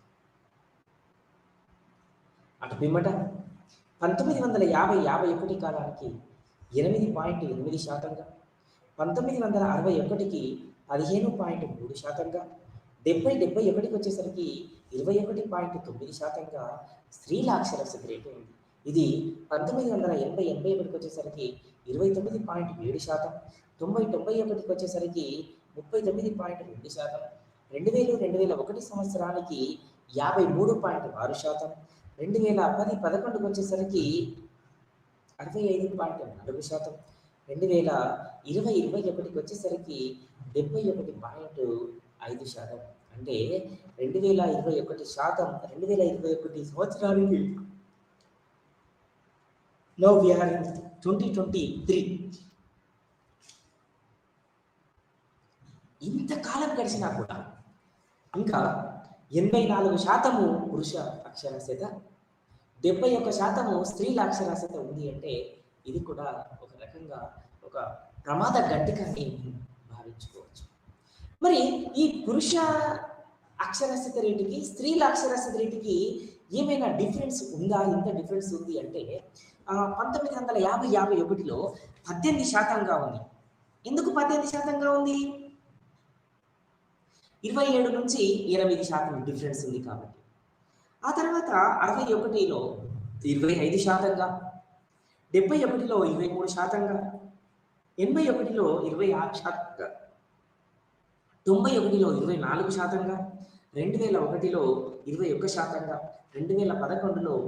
16%గా, 2021లో 14%గా ఇది డిఫరెన్స్ గ్యాప్ అనేది మనం చూస్తూ వస్తాం. పురుష స్త్రీల అక్షరాస్యత అంటే స్త్రీ పురుషుల మధ్య కూడా అక్షరాస్యత అనేది సమానంగా లేదు అని ఇప్పుడు ఈ అంచనాల ప్రకారంగా, ఈ స్టాటిస్టికల్ డేటా ప్రకారంగా మనం గమనించవచ్చు, అర్థం చేసుకోవచ్చు. Yes, it's very clear data. కాబట్టి ఏం జరుగుతుంది అంటే దాదాపుగా 18% నుండి 77%కి తీసుకొచ్చినాం 1951 నుంచి 2021 వరకు. అదేవిధంగా స్త్రీ పురుషుల అక్షరాస్యతని చూసినప్పుడు స్త్రీల అక్షరాస్యత అనేది 8.8% నుండి 71%కి తీసుకొచ్చినాం. తర్వాత పురుషుల యొక్క అక్షరాస్యత అనేది 1950-51 పీరియడ్లో 27.1% నుండి 71.5%కి తీసుకొచ్చింది. ఎంతో మార్పు వచ్చింది. అలాగే ఇక్కడ స్త్రీ పురుషుల మధ్య ఉన్నటువంటి వ్యత్యాసం, అక్షరాస్యతలో ఉన్నటువంటి వ్యత్యాసం కూడా కొంచెం క్రమక్రమంగా తగ్గుతుంది అని చెప్పుకోవచ్చు. ఎప్పటి నుండి అంటే 1991 నుంచి. అందుకే 1991 లోపల మానవ వనరుల అభివృద్ధికి ప్రాధాన్యత ఇచ్చారు. 1991 లోపల మానవ వనరుల అభివృద్ధికి ప్రాధాన్యత అంటే ఇక్కడ ఎప్పుడైతే 8వ పంచవర్ష ప్రణాళిక అన్నది మరి ప్రారంభమైందో, ప్రారంభంలోనే 8వ పంచవర్ష ప్రణాళికలకు అత్యంత ప్రాధాన్యత ఇచ్చినటువంటి అంశం ఏంటంటే మానవ వనరుల అభివృద్ధి. ఇక్కడ మానవ వనరుల అభివృద్ధి అన్నది జరగాలి అంటే 2 అందించాలి. 1 ఎడ్యుకేషన్, 2 హెల్త్, 3 న్యూట్రిషన్. ఈ 3 అంశాలు లేకుండా సాధ్యం కాదు. ఎందుకంటే ఎన్విరాన్మెంటల్ ఫ్యాక్టర్స్ కూడా ఇక్కడ చాలా కీలకమైనటువంటి భూమికను పోషిస్తాయి. అంతేకాకుండా విద్యా వ్యవస్థని పటిష్టవంతం చేయడం కోసం స్వాతంత్రానంతరం భారత ప్రభుత్వం కూడా చాలా చట్టాలు తీసుకొచ్చింది, చర్యలు తీసుకుంది, యాక్షన్ ప్లాన్స్ ప్రిపేర్ చేయబడ్డది. అంటే ఇక్కడ మనం చూసినప్పుడు 1986లో విద్యా వ్యవస్థ 1964లో 10+2+3గా 64లో కొఠారి కమిషన్ సూచనల మీద తీసుకోవడం జరిగింది. 10+2+3 అని. అంటే ఇక్కడ 10+2+3 లోపల ముఖ్యంగా ఏమేమి ఉంటాయి కనిపిస్తాయి మనకు? మాధ్యమిక విద్యగా ఇంటర్మీడియట్ ఉంటుంది, హయ్యర్ ఎడ్యుకేషన్గా డిగ్రీ ఉంటుంది, 3 సంవత్సరాల డిగ్రీ ఉంటుంది. ఇక 1 నుంచి 10 వరకు ఎడ్యుకేషన్, ప్రైమరీ ఎడ్యుకేషన్, సెకండరీ ఎడ్యుకేషన్గా భాగంగా చూస్తున్నాం. అంటే కొఠారి కమిషన్ ఏర్పడినప్పటి నుండి మరి కొఠారి కమిషన్కి నాంది కూడా ఏంటిది అంటే 1854 మెకాలే ఎడ్యుకేషన్ సిస్టమ్గా చూడవచ్చు. మెకాలే ఎడ్యుకేషన్ పాలసీ కూడా అంటే వాళ్ళు అందించినటువంటి విధానాలన్నీ కూడా చాలా ఉన్నత వర్గాల కోసం మాత్రమే చట్టాలు చేయబడ్డవి. నిర్మాణాత్మకమైనటువంటి విద్యను అందించలేదు. వాళ్ళకి అటువంటి ఆలోచన కూడా లేదు. కాబట్టి భారతదేశంలో మరి ఎంత నైపుణ్యం, ప్రావీణ్యం ఉన్నటువంటి వనరులు కూడా ప్రయోజనంలోకి తీసుకురాలేకపోయింది due to lack of education facilities. అయితే ఇక్కడ 2009లో రైట్ టు ఎడ్యుకేషన్ యాక్ట్ చేసిన చట్టం తీసుకొచ్చింది. అంటే ఈ చట్టం ప్రకారంగా, ఈ రైట్ టు ఎడ్యుకేషన్ చట్టం ప్రకారంగా ఆర్టికల్ 21A దాన్ని సడలించి free and compulsory education to all. మరి టు ఆల్ అంటే అందులో ఎవరు వస్తారు అంటే above 6 years, below 14 years age group of people. అంటే 6 సంవత్సరాల పైన ఉన్న వాళ్ళు, 14 సంవత్సరాల లోపు ఉన్న వాళ్ళందరికీ కూడా ఉచిత నిర్బంధ ప్రాథమిక విద్యని అందించడమే ఈ ఆర్టికల్ యొక్క ముఖ్య ఉద్దేశం. ఇది 2009లో చేయడం జరిగింది, రైట్ టు ఎడ్యుకేషన్ యాక్ట్. ఆ తర్వాత దీన్ని 2002లో కూడా పూర్తిగా సవరించడం. Above 6 years and below 14 years age group of పీపుల్కి ఫ్రీ అండ్ కంపల్సరీ ఎడ్యుకేషన్ ఇవ్వాలి. తర్వాత 1964 నుంచి ఎన్నో మార్పులు జరుగుతూ వచ్చినాయి. సాధారణంగా 2002లో, 2009లో, ఆ తర్వాత 2001లో సర్వశిక్ష అభియాన్ని తీసుకొచ్చింది, SSA. సర్వశిక్ష అభియాన్ SSAని కూడా అమలు చేయడం జరిగింది. ఆ తర్వాత మాధ్యమిక శిక్ష అభియాన్ 2009లో చేయడం జరిగింది. ఆ తర్వాత సాధారణంగా ఇక్కడ న్యూ లిటరసీ మిషన్ని 1988లో తీసుకురావడం జరిగింది. 2022లో కూడా న్యూ ఎడ్యుకేషన్ పాలసీ 2022 ఇంప్లిమెంట్ చేయడం జరుగుతుంది. ఇందులో భాగంగా 5+3+3+4, 5+3+3+4, 5+3+3+4గా మనం చూస్తూ వస్తాం. మరి ఇదివరకు ఉన్నటువంటిది 10+2+3 ఉండేది. దాని స్థానంలో 5+3+3+4గా మనం చూడవచ్చు. అంటే ఇటు సర్వశిక్ష అభియాన్ కావచ్చు, మాధ్యమిక శిక్ష అభియాన్ కావచ్చు, మిడ్ డే మీల్స్ ప్రోగ్రాం కావచ్చు, ఇంకా అనేకమైనటువంటి కస్తూర్బా గాంధీ బాలిక విద్యాలయ కావచ్చు, నవోదయ విద్యాలయ కావచ్చు, సెంట్రల్ స్కూల్స్, ఇవన్నీ కూడా సైనిక స్కూల్స్, కాలేజెస్, ఉన్నత విద్య కోసం, ప్రైమరీ విద్య కోసం, ప్రాథమిక విద్య కోసం, మాధ్యమిక విద్య కోసం ప్రభుత్వాలు కృషి చేశాయి. కానీ అనుకున్న స్థాయిలో కూడా చేయలేకపోయాయి. అవసరానికి అందించలేకపోయాయి. అంటే ఎంత అవసరం ఉందో అంత అవసరం స్థాయికి సమానంగా అందించలేకపోయాయి. అంతేకాకుండా మన దేశంలో పట్ల చూసినప్పుడు హైయెస్ట్ లిటరసీ రేట్, అత్యధిక అక్షరాస్యత కలిగినటువంటి రాష్ట్రంగా కేరళను చూపిస్తాం. అక్కడ 97%, 97.4% ఉంటుంది. ఆ తర్వాత బాటం లోపల మరి ఉంటుంది, టాప్లో కేరళ ఉంది. మరి బాటం లోపల ఏముంది? లోయెస్ట్ లిటరసీ లోపల బీహార్, ఇంకా రీసెంట్లీ కనుకైతే తెలంగాణనే చెప్తున్నవి. అంటే 61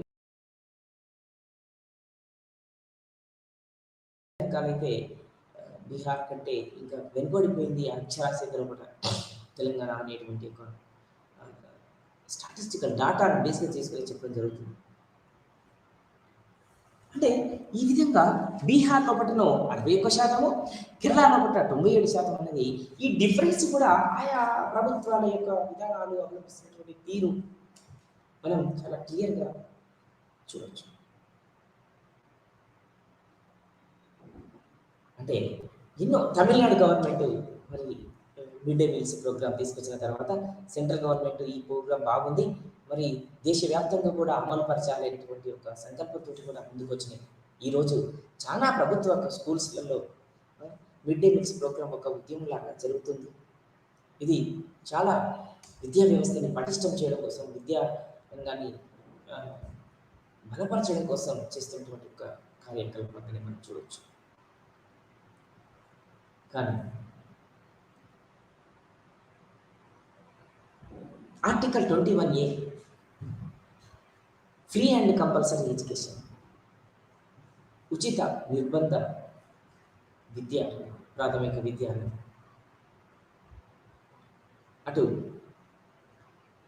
6 సంవత్సరాలు పైబడిన వాళ్ళ కోసం, ఇటు 14 సంవత్సరాల లోపు ఉన్న పిల్లల కోసం, వారి యొక్క అభివృద్ధి కోసం, వారి యొక్క ఎదుగుదల కోసం ఉచిత నిర్బంధ విద్యను అందించడం లక్ష్యంగా పెట్టుకున్నాయి ప్రభుత్వం.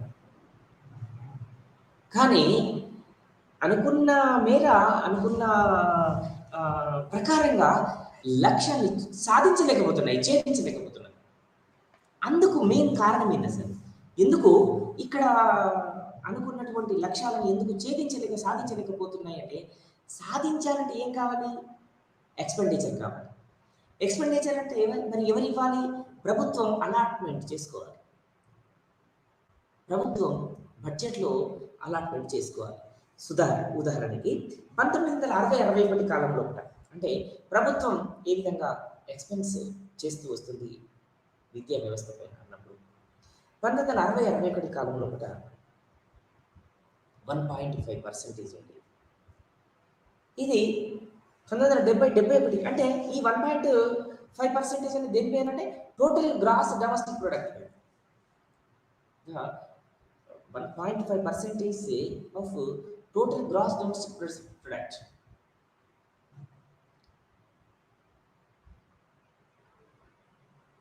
మరి అటువంటి సందర్భంలో కూడా అంటే 1.5% ఉంది.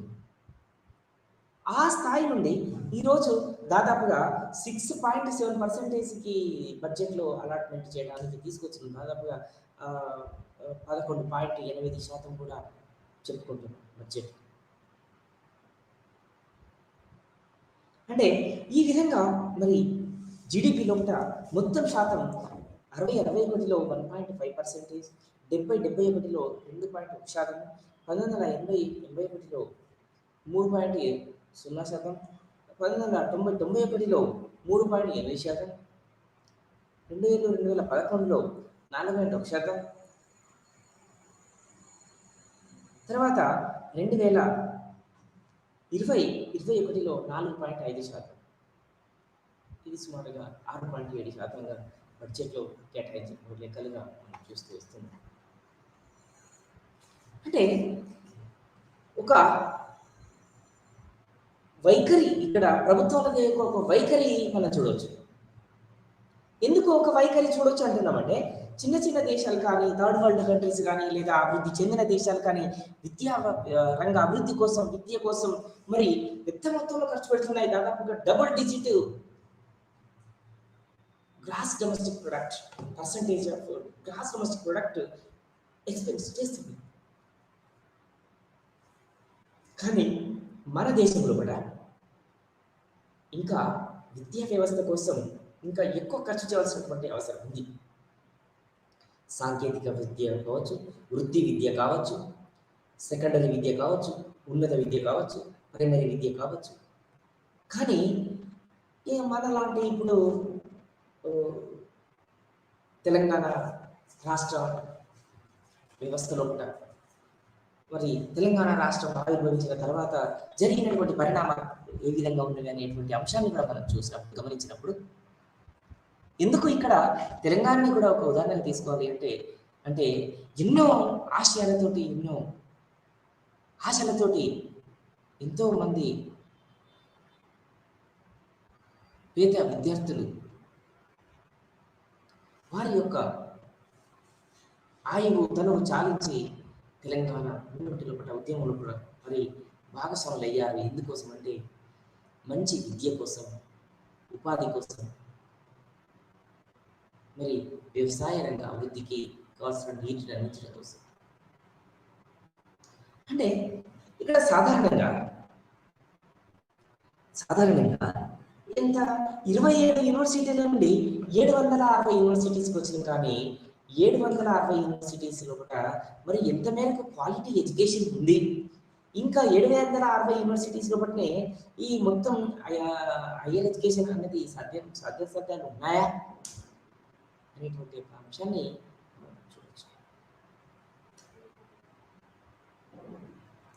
అంటే ఇదంతా కూడా ఒక కోణంలో, ఒక రాజకీయ కోణంలో మనం ప్రస్తావించడం కోసం దాదాపుగా 1.5% 1960-61లో ఉన్నటువంటి ప్రభుత్వ విధానం, ప్రభుత్వ పెట్టుబడి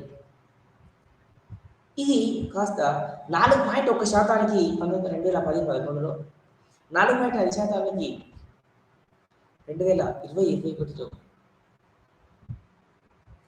చూస్తుంది. మరి దీని ద్వారా విద్యా వ్యవస్థలో కూడా ఏమైనా పెను మార్పులు సంభవించాయంటే ఎటువంటి పెను మార్పులు సంభవించలేదని చెప్పుకోవచ్చు. ఎందుకోసం ఎటువంటి పెను మార్పులు సంభవించలేదని చెప్పుకుంటున్నామంటే ఇప్పటికీ కూడా ఇంకా 84%లో మిగిలిన వాళ్ళు ఎంత దాదాపుగా ఇంకా 16-17% జనాభా ఏమన్నారు నిరక్షరాస్యత అనేటువంటి ఒక బాస్కెట్లోనే ఉన్నారు. కాబట్టి ఒక వ్యక్తి అభివృద్ధి అయినా, ఒక సమాజ అభివృద్ధి అయినా, ఒక కుటుంబ అభివృద్ధి అయినా, దేశ అభివృద్ధి అయినా వ్యక్తుల యొక్క నడవడిక, వ్యక్తుల యొక్క వికాసం, వ్యక్తుల యొక్క శ్రమ, వ్యక్తుల యొక్క పరిపక్వత, వ్యక్తుల యొక్క సామాజిక చైతన్యం, రాజకీయ చైతన్యం వీటిపైననే ఎక్కువగా మనకి కనిపిస్తూ ఉంటుంది. అంటే స్వాతంత్రానంతరం భారతదేశంలో కూడా ఖర్చు చేసేటువంటి ధోరణి కానీ, వనరుల కేటాయింపు ధోరణి కానీ చాలా గమ్మత్తుగానే ఉంది అని చెప్పుకోవచ్చు. ఇంకా ఈ మధ్య కాలంలో వచ్చినటువంటి చాలా రేర్ అంశం ఏంటిది అంటే ఐఐటీస్ కావచ్చు,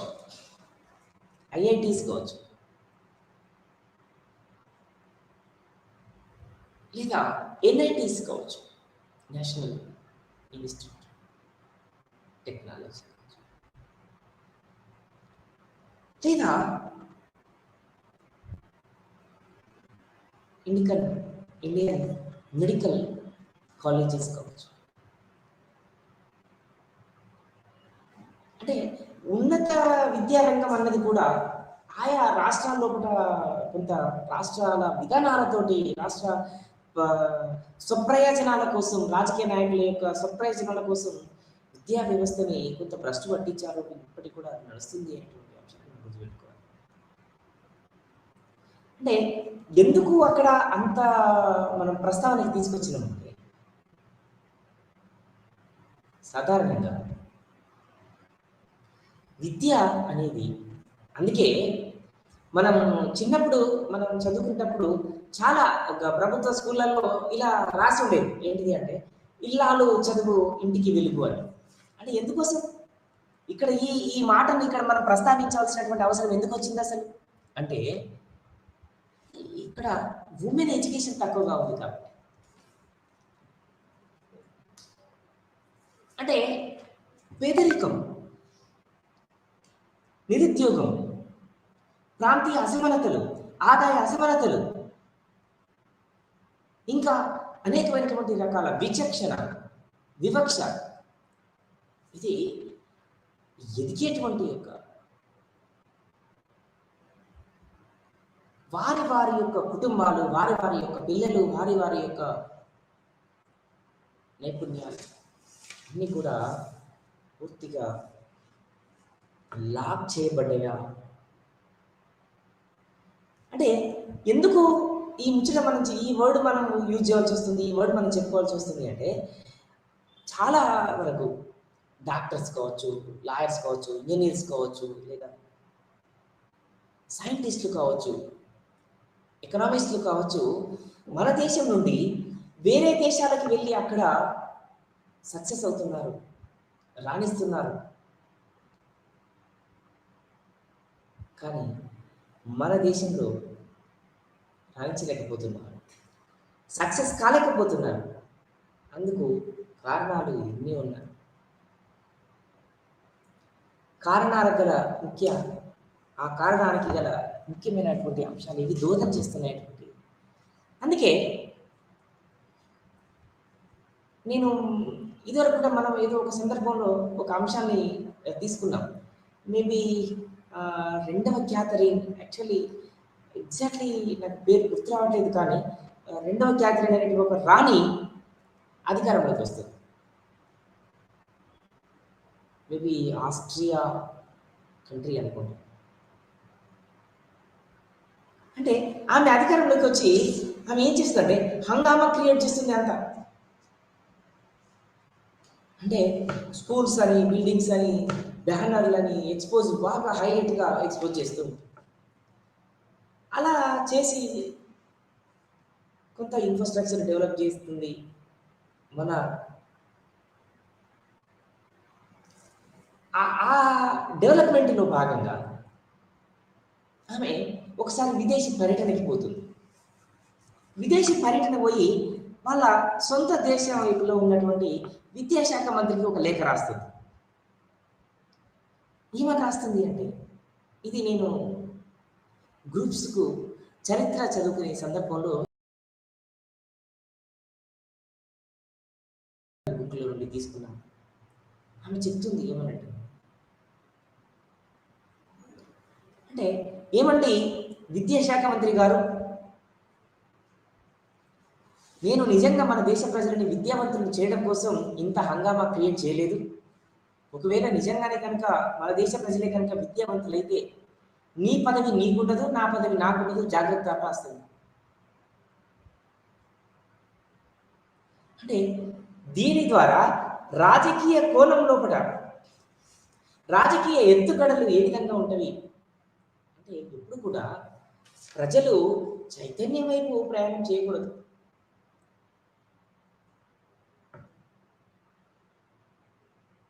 ప్రజలు చైతన్యవంతులైనట్లయితే రాజకీయ నాయకులు మనుగడ సాధ్యమవుతుంది.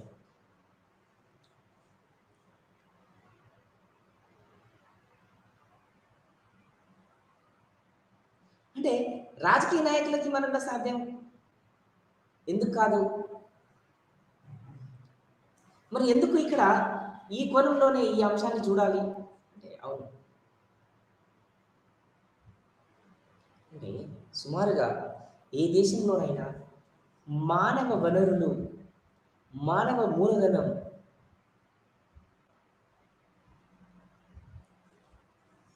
పెరుగుతుంది అంటే, వృద్ధి జరుగుతుంది అంటే ఆ దేశం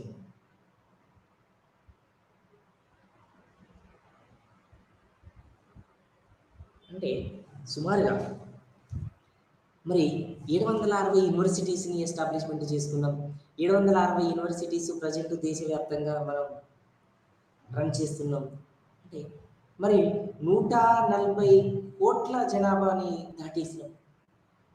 మొన్నటి వరకు చైనా మొదటి స్థానంలో ఉండేది జనాభాలో, ఈరోజు భారత్ మొదటి స్థానంకి వచ్చేసింది.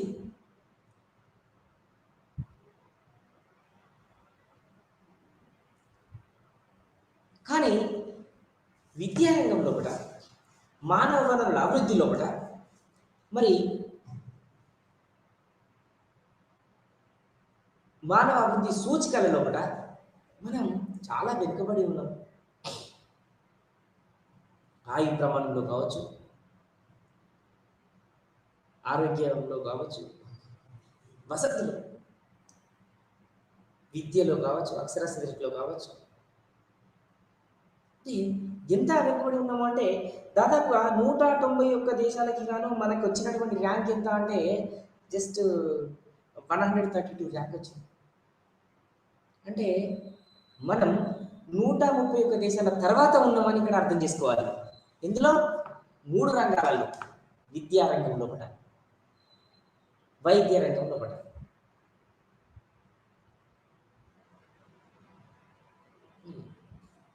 ఇందుకు కావాల్సినటువంటి ఎన్నో అంశాలు,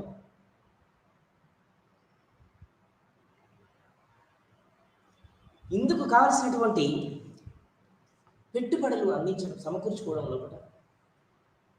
అంటే మరి పెట్టుబడులు సమకూర్చుకుంటేనే సరిపోతుందా? వాటిని సద్వినియోగానికి తీసుకురావాలి. ఇది కూడా ఒక సవాలుగానే మనకి ఇక్కడ ఒక ప్రశ్నగానే మారుతుంది.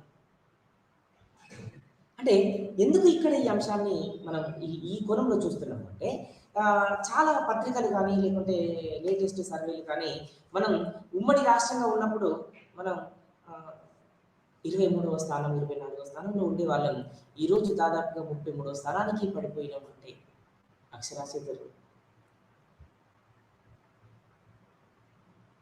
తెలంగాణలో ఇంకా విద్యా వ్యవస్థ అనేది బీహార్ రాష్ట్రం తర్వాతకి చేరుకుంది అని ఒక నానుడి కూడా మనకు, ఒక వాయిస్ కూడా మనకు వినిపిస్తుంది బలంగా. ఏది ఏమైనప్పటికీ విద్యా వ్యవస్థ మరి సామాజిక, ఆర్థిక, రాజకీయ, నైతిక ఎదుగుదలకి, మరి ఒక వ్యక్తి, ఒక కుటుంబం, ఒక సమాజం ఎదుగుదలకి ఎంతో పాటుపడుతుంది, వృద్ధి వృద్ధికి దోహదపడుతుంది. అంటే దాదాపుగా మానవ మూలధనం పెరిగినప్పుడు ఏమవుతుంది అంటే మానవ వనరుల అభివృద్ధి జరుగుతుంది. మానవ మూలధనం తగ్గుతుంది అంటే మానవ వనరుల అభివృద్ధి కూడా తగ్గుతుంది అని మనం భావించుకోవాలి. ఇది మన లాంటి తెలంగాణ స్టేట్స్కి లోపల మనం ఇప్పుడు చూస్తున్నటువంటి అంశంగా. అంటే ఇక్కడ మన రాష్ట్రాన్ని మనం ఇక్కడ చిన్న చేసి చూపుకోవడం కాదు, కానీ ఇక్కడ అంశం ఏంటిది అంటే ఇక్కడ మరి విద్య అన్నది మరి ప్రైవేటు సెక్టార్లోకి వెళ్ళిపోవడానికి దాదాపుగా 100% ఇక్కడ చర్యలు తీసుకోబడ్డాయి. ఎందుకోసం అంటే 4 అతిపెద్ద ప్రైవేట్ యూనివర్సిటీస్ వచ్చాయి.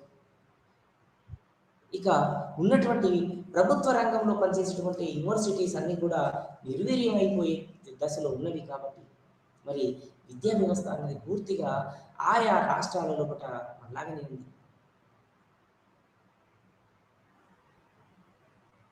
అంటే ఆ విధంగా విద్యా వ్యవస్థ ఎప్పుడైతే వెనుకబడుతుందో, నిర్వీర్యమవుతుందో అప్పుడు సమాజంలో కూడా ఒక రకమైనటువంటి మూఢాచారాలు, మూఢనమ్మకాలు, తర్వాత వ్యతిరేకత, తర్వాత ఒక రకమైనటువంటి ఒక నిరాశ, నిస్పృహలకి ప్రజలు లోనయ్యేటువంటి ఒక ప్రమాదం కూడా మనకు కనిపిస్తూ ఉంటుంది. కాబట్టి ఏ దేశమైనా కూడా మానవ మూలధనం పైన, మానవ వనరుల అభివృద్ధి పైన ఒక ఒక ఒక గట్టి అంటే పూర్తిగా పరిశోధనల పైన, రీసెర్చ్ అండ్ డెవలప్మెంట్ పైన ప్రభుత్వాలు చేసేటువంటి వ్యయం, ఎక్స్పెండిచర్ చాలా అప్రిషియేట్గా ఉండాలి. కానీ మనకు అది కనిపించడం లేదు. ఎందుకోసం అంటే ఇందాక మాట్లాడుకున్నాం, మరి పూర్తిగా ప్రైవేటు పరం అయిపోయింది విద్య అన్నది. ఇంకా నెక్స్ట్ క్లాస్లో మనకి హెల్త్ సెక్టార్ ఉన్నట్టుంది. చాలా మనం హెల్త్ సెక్టార్కి కూడా ఎడ్యుకేషన్ సెక్టార్తో కొంత ఇంటర్లింక్ ఉంటుంది అన్నటువంటి అంశాన్ని మనం అక్కడ మళ్ళీ డిస్కస్ చేసుకోవచ్చు. అంటే విద్యా వ్యవస్థ అనేది మరి ఆర్థిక ఈ లోపల ఎంతటి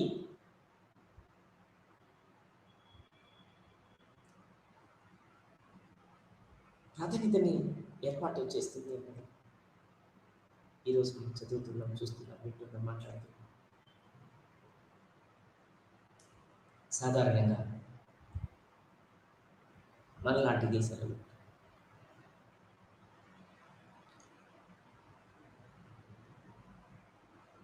విద్య కోసం పెట్టుబడులు పెరగాలి, క్వాలిటీ ఎడ్యుకేషన్ అందుబాటులోకి రావాలి. అంటే ఈరోజు ఎందుకు ఇక్కడ క్వాలిటీ ఎడ్యుకేషన్, చాలామంది సామాజిక వ్యక్తులు ఒక రకమైనటువంటి అభిప్రాయాన్ని వ్యక్తం చేస్తున్నారు. ఏంటిది అంటే ఈరోజు హయ్యర్ ఎడ్యుకేషన్ సిస్టమ్ అంతా కూడా ఎలా ఉంది అంటే జస్ట్ కేవలం ఒక సర్టిఫికేట్ ప్రొవైడింగ్ సెంటర్స్ లాగా మారిపోయాయి అనేటువంటి ఒక ఇది సమాజాభివృద్ధికి, దేశాభివృద్ధికి, రాష్ట్రాభివృద్ధికి ఇది ఒక గొడ్డలి పెట్టు లాంటిది. ఒక వెనుకబడిపోవడానికి, వ్యవస్థ వెనుకబడిపోవడానికి, ఇది నిరాశ నిస్పృహలకి గురి చేయడానికి, యువతని నిర్వీర్యం చేయడానికి ఇది ఒక పెద్ద సామాజిక కోణంలో చూడాల్సినటువంటి సమస్యగా మరి సామాజిక వ్యక్తులు వాళ్ళ యొక్క అభిప్రాయాన్ని వ్యక్తపరుస్తారు. దీని ద్వారా ఇటువంటి అంశాల ద్వారా ఇప్పుడైతే మానవ మూలధనానికి కావలసినటువంటి వనరులను సమీకరించుకోవడంలో ఉన్న ప్రభుత్వాలు ఒక గట్టి పట్టుదలతోటి ఉండి ఒక నిర్మాణాత్మకమైనటువంటి, ఒక పటిష్టవంతమైనటువంటి ఒక పాలసీని రూపొందించి అవలంబించడానికి ముందుకు వస్తాయో అప్పుడు ఆ దేశ అభివృద్ధి, ఆ దేశంలో ఒక సాంకేతిక ప్రగతి, నవకల్పనలు, చైతన్యం మరి బాగా ప్రచురిల్లుతుంది. కేవలం విద్యని ఉపాధితోటి ముడిపెట్టడం కాకుండా సమాజ అభివృద్ధికి, అంటే సమాజంలో ఉన్నటువంటి సమస్యలని పరిశీలించడానికి మరి విద్యాదీకులు మరి అంటే సాధారణంగా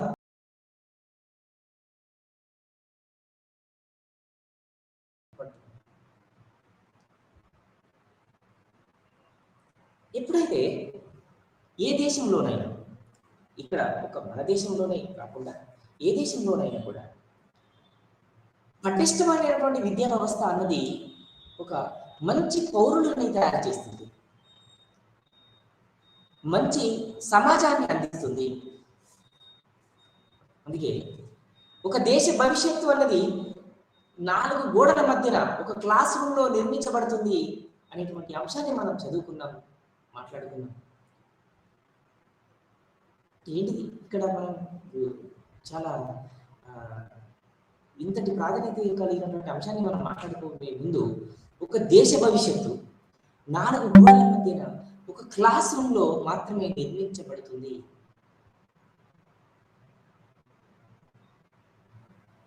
అంటే వాస్తవానికి ఇది సంబంధించినటువంటి అంశమే, ప్రతి ఒక్కరు కూడా అంగీకరించవలసినటువంటి అంశమే. ఎందుకోసం అంటే మరి అవును, ఈనాటి పిల్లలే రేపటి పౌరులు. మరి సమాజ అభివృద్ధి కోసం, దేశ అభివృద్ధి కోసం, దేశ ఔన్నత్యం కోసం పాటుపడేటువంటి తత్వాన్ని, వ్యక్తిత్వాన్ని, నడవడికను, ఓర్పు, కూర్పుని, నేర్పుని ప్రజలందరికీ అందించేది విద్య.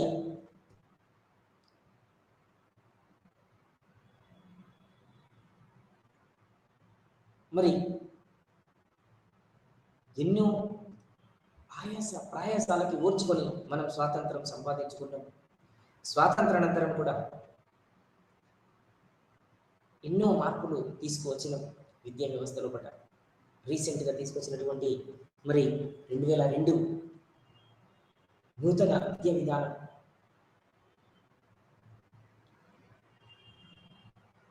మరి 5+3+3+4 మనం చెప్పుకుంటున్నాం.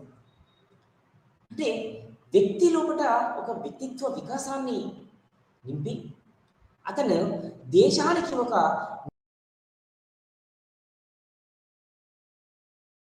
వ్యక్తిగా అతన్ని తయారు చేయడం. కానీ ఇది మనకు కనిపిస్తుందా అంటే మళ్ళీ ఇక్కడ ఒక క్వశ్చన్ మార్కే. అంటే అందుకే జపాన్ కంట్రీని ఉదాహరణగా తీసుకోవచ్చు. చిన్న చిన్న దేశాలు కూడా ఈరోజు భారతదేశం కంటే చిన్న చిన్న దేశాలు కూడా ఈరోజు మరి సాంకేతిక ప్రగతిలో ఒకట ఆర్థికంగా మరి నైతికంగా ఎంతో ముందంజలో ఉన్న దేశాలు కూడా మనకు ఉన్నాయి. దానికి కారణం విద్యా వ్యవస్థని అని మనం చెప్పవచ్చు. అంటే పటిష్టవంతమైనటువంటి విద్యా వ్యవస్థ అంత ర్యాపిడ్ గ్రోత్ని అందిస్తుంది, ర్యాపిడ్ గ్రోత్ ఆఫ్ ఎకనామిక్ డెవలప్మెంట్ని అందిస్తుంది. మనం ఈ రోజులలో మరి విద్యా వ్యవస్థ లోపల ఎన్ని లోటుపాట్లు, ఎంత వెనుకబాటుతనం, ఇంతవరకు ఇక్కడ మనం చూడవలసినటువంటి అంశం ఏంటి అంటే అవస్థాపన పెట్టుబడుల కొరత. అంటే ఎందుకు ఇక్కడ అవస్థాపన పెట్టుబడుల కొరతను మనం తీసుకొచ్చినట్టు, సాధారణంగా ఒక గర్ల్స్ స్కూల్లో గర్ల్స్కి సపరేట్ టాయిలెట్స్ అందుబాటులో లేకపోవడం, డ్రింకింగ్ వాటర్ అందుబాటులో లేకపోవడం, వాళ్ళకి కావాల్సిన కంపౌండ్ వాల్ కావచ్చు, కంపౌండ్ వాళ్ళకు గేట్ కావచ్చు, గేట్కు ఒక సెక్యూరిటీ కావచ్చు,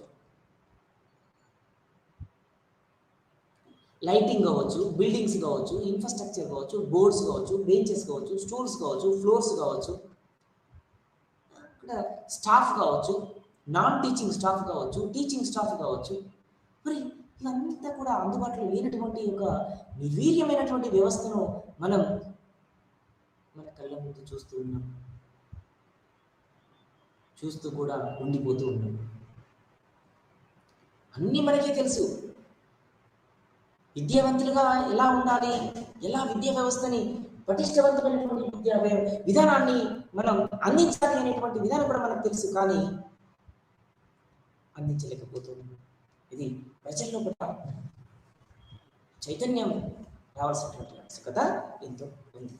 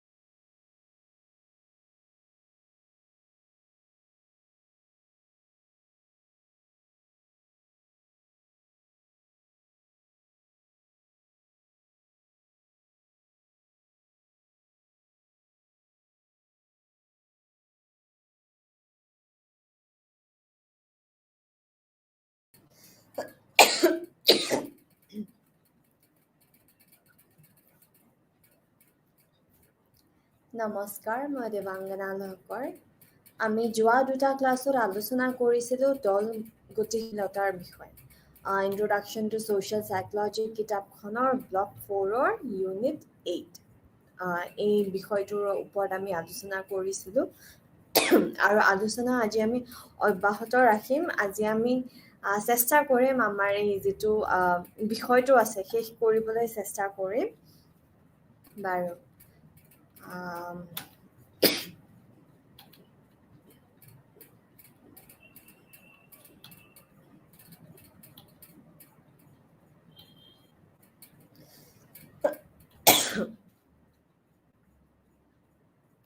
আচ্ছা, আজি আমি আৰম্ভ কৰিম গোট সিদ্ধান্ত লোৱা মানে গ্ৰুপ ডিচিশ্যন মেকিং কি হয়।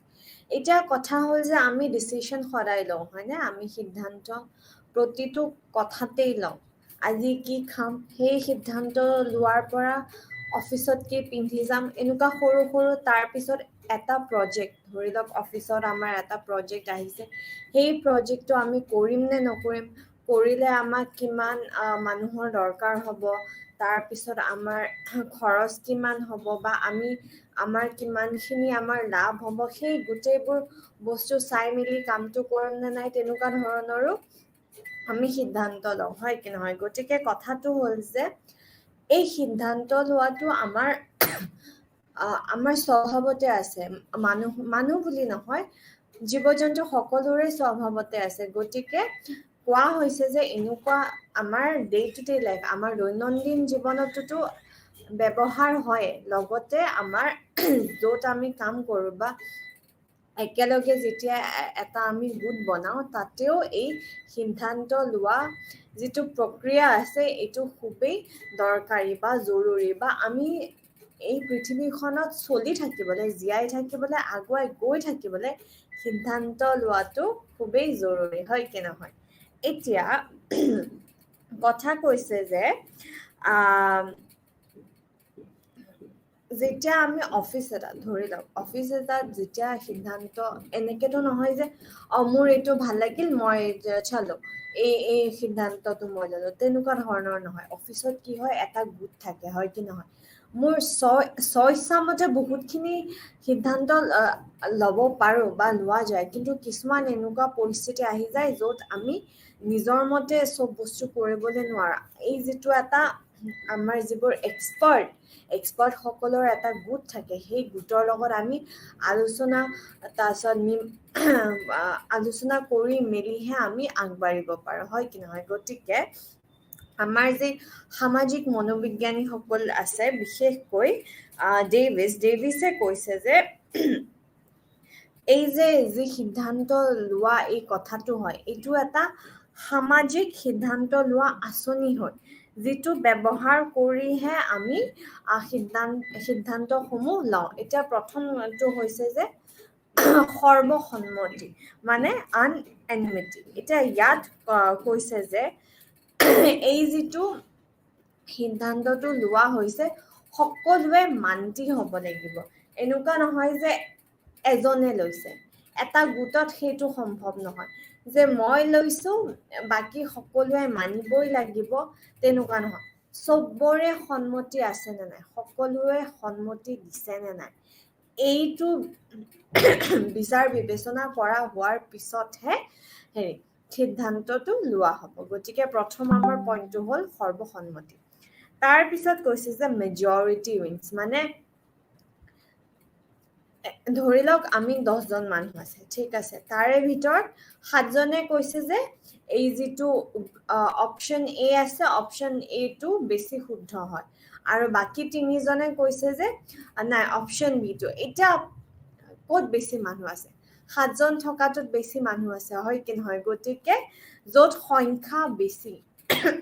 সংখ্যা বেছিৰ ফালে আমি ঢাল খাওঁ, আমি আমাৰ যিটো সিদ্ধান্ত থাকে সেইটো আমি কিমান মানে কোনটো গোটত মানে কোনটো ডিচিশ্যনত বা কোনটো সিদ্ধান্তত বেছি মানুহ আছে সেইটো আমি চাওঁ, সেই চাই ফালে আমি সিদ্ধান্তটো লওঁ। তাৰপিছত কৈছে যে সত্যৰ জয়, ট্ৰুথ উইনছ। এতিয়া কথা হ'ল এটা গোটত আপুনি যদি বিবেকেৰে কিছুমান যুক্তি দিছে ঠিক আছে আৰু এনেকুৱা নহয় যে অযুক্তিকৰ কথা গতিকে আল্টিমেটলি সেই যেতিয়া আপুনি ধুনীয়াকৈ যুক্তি দিয়ে কিয় হ'ব পাৰে আমাৰ কিয় লোকচান হ'ব পাৰে বা আমাৰ কিয় লাভ হ'ব পাৰে সেই গোটেইখিনি কি হয়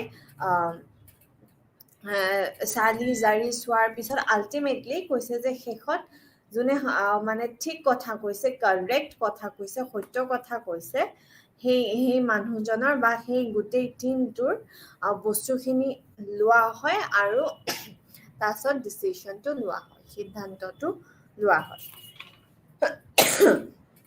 এতিয়া কথা হ'ল যে গোট সিদ্ধান্ত লোৱাৰ যি সম্ভাৱনা থাকে তাৰে কিছুমান কি হয় তাৰে কিছুমান বিপদ থাকে অৰ্থাৎ টপিকটো হ'ল যে potential dangers of group decision making মানে যেতিয়া আমি এই গোটত যেতিয়া আমি এটা সিদ্ধান্ত লওঁ তো তাৰে কি আমাৰ খেলি মেলি হ'ব পাৰে প্ৰথমটো হৈছে যে গোট মেৰুকৰণ অৰ্থাৎ গ্ৰুপ পোলাৰাইজেশ্যন এতিয়া ইয়াত কি হয় ধৰি লওক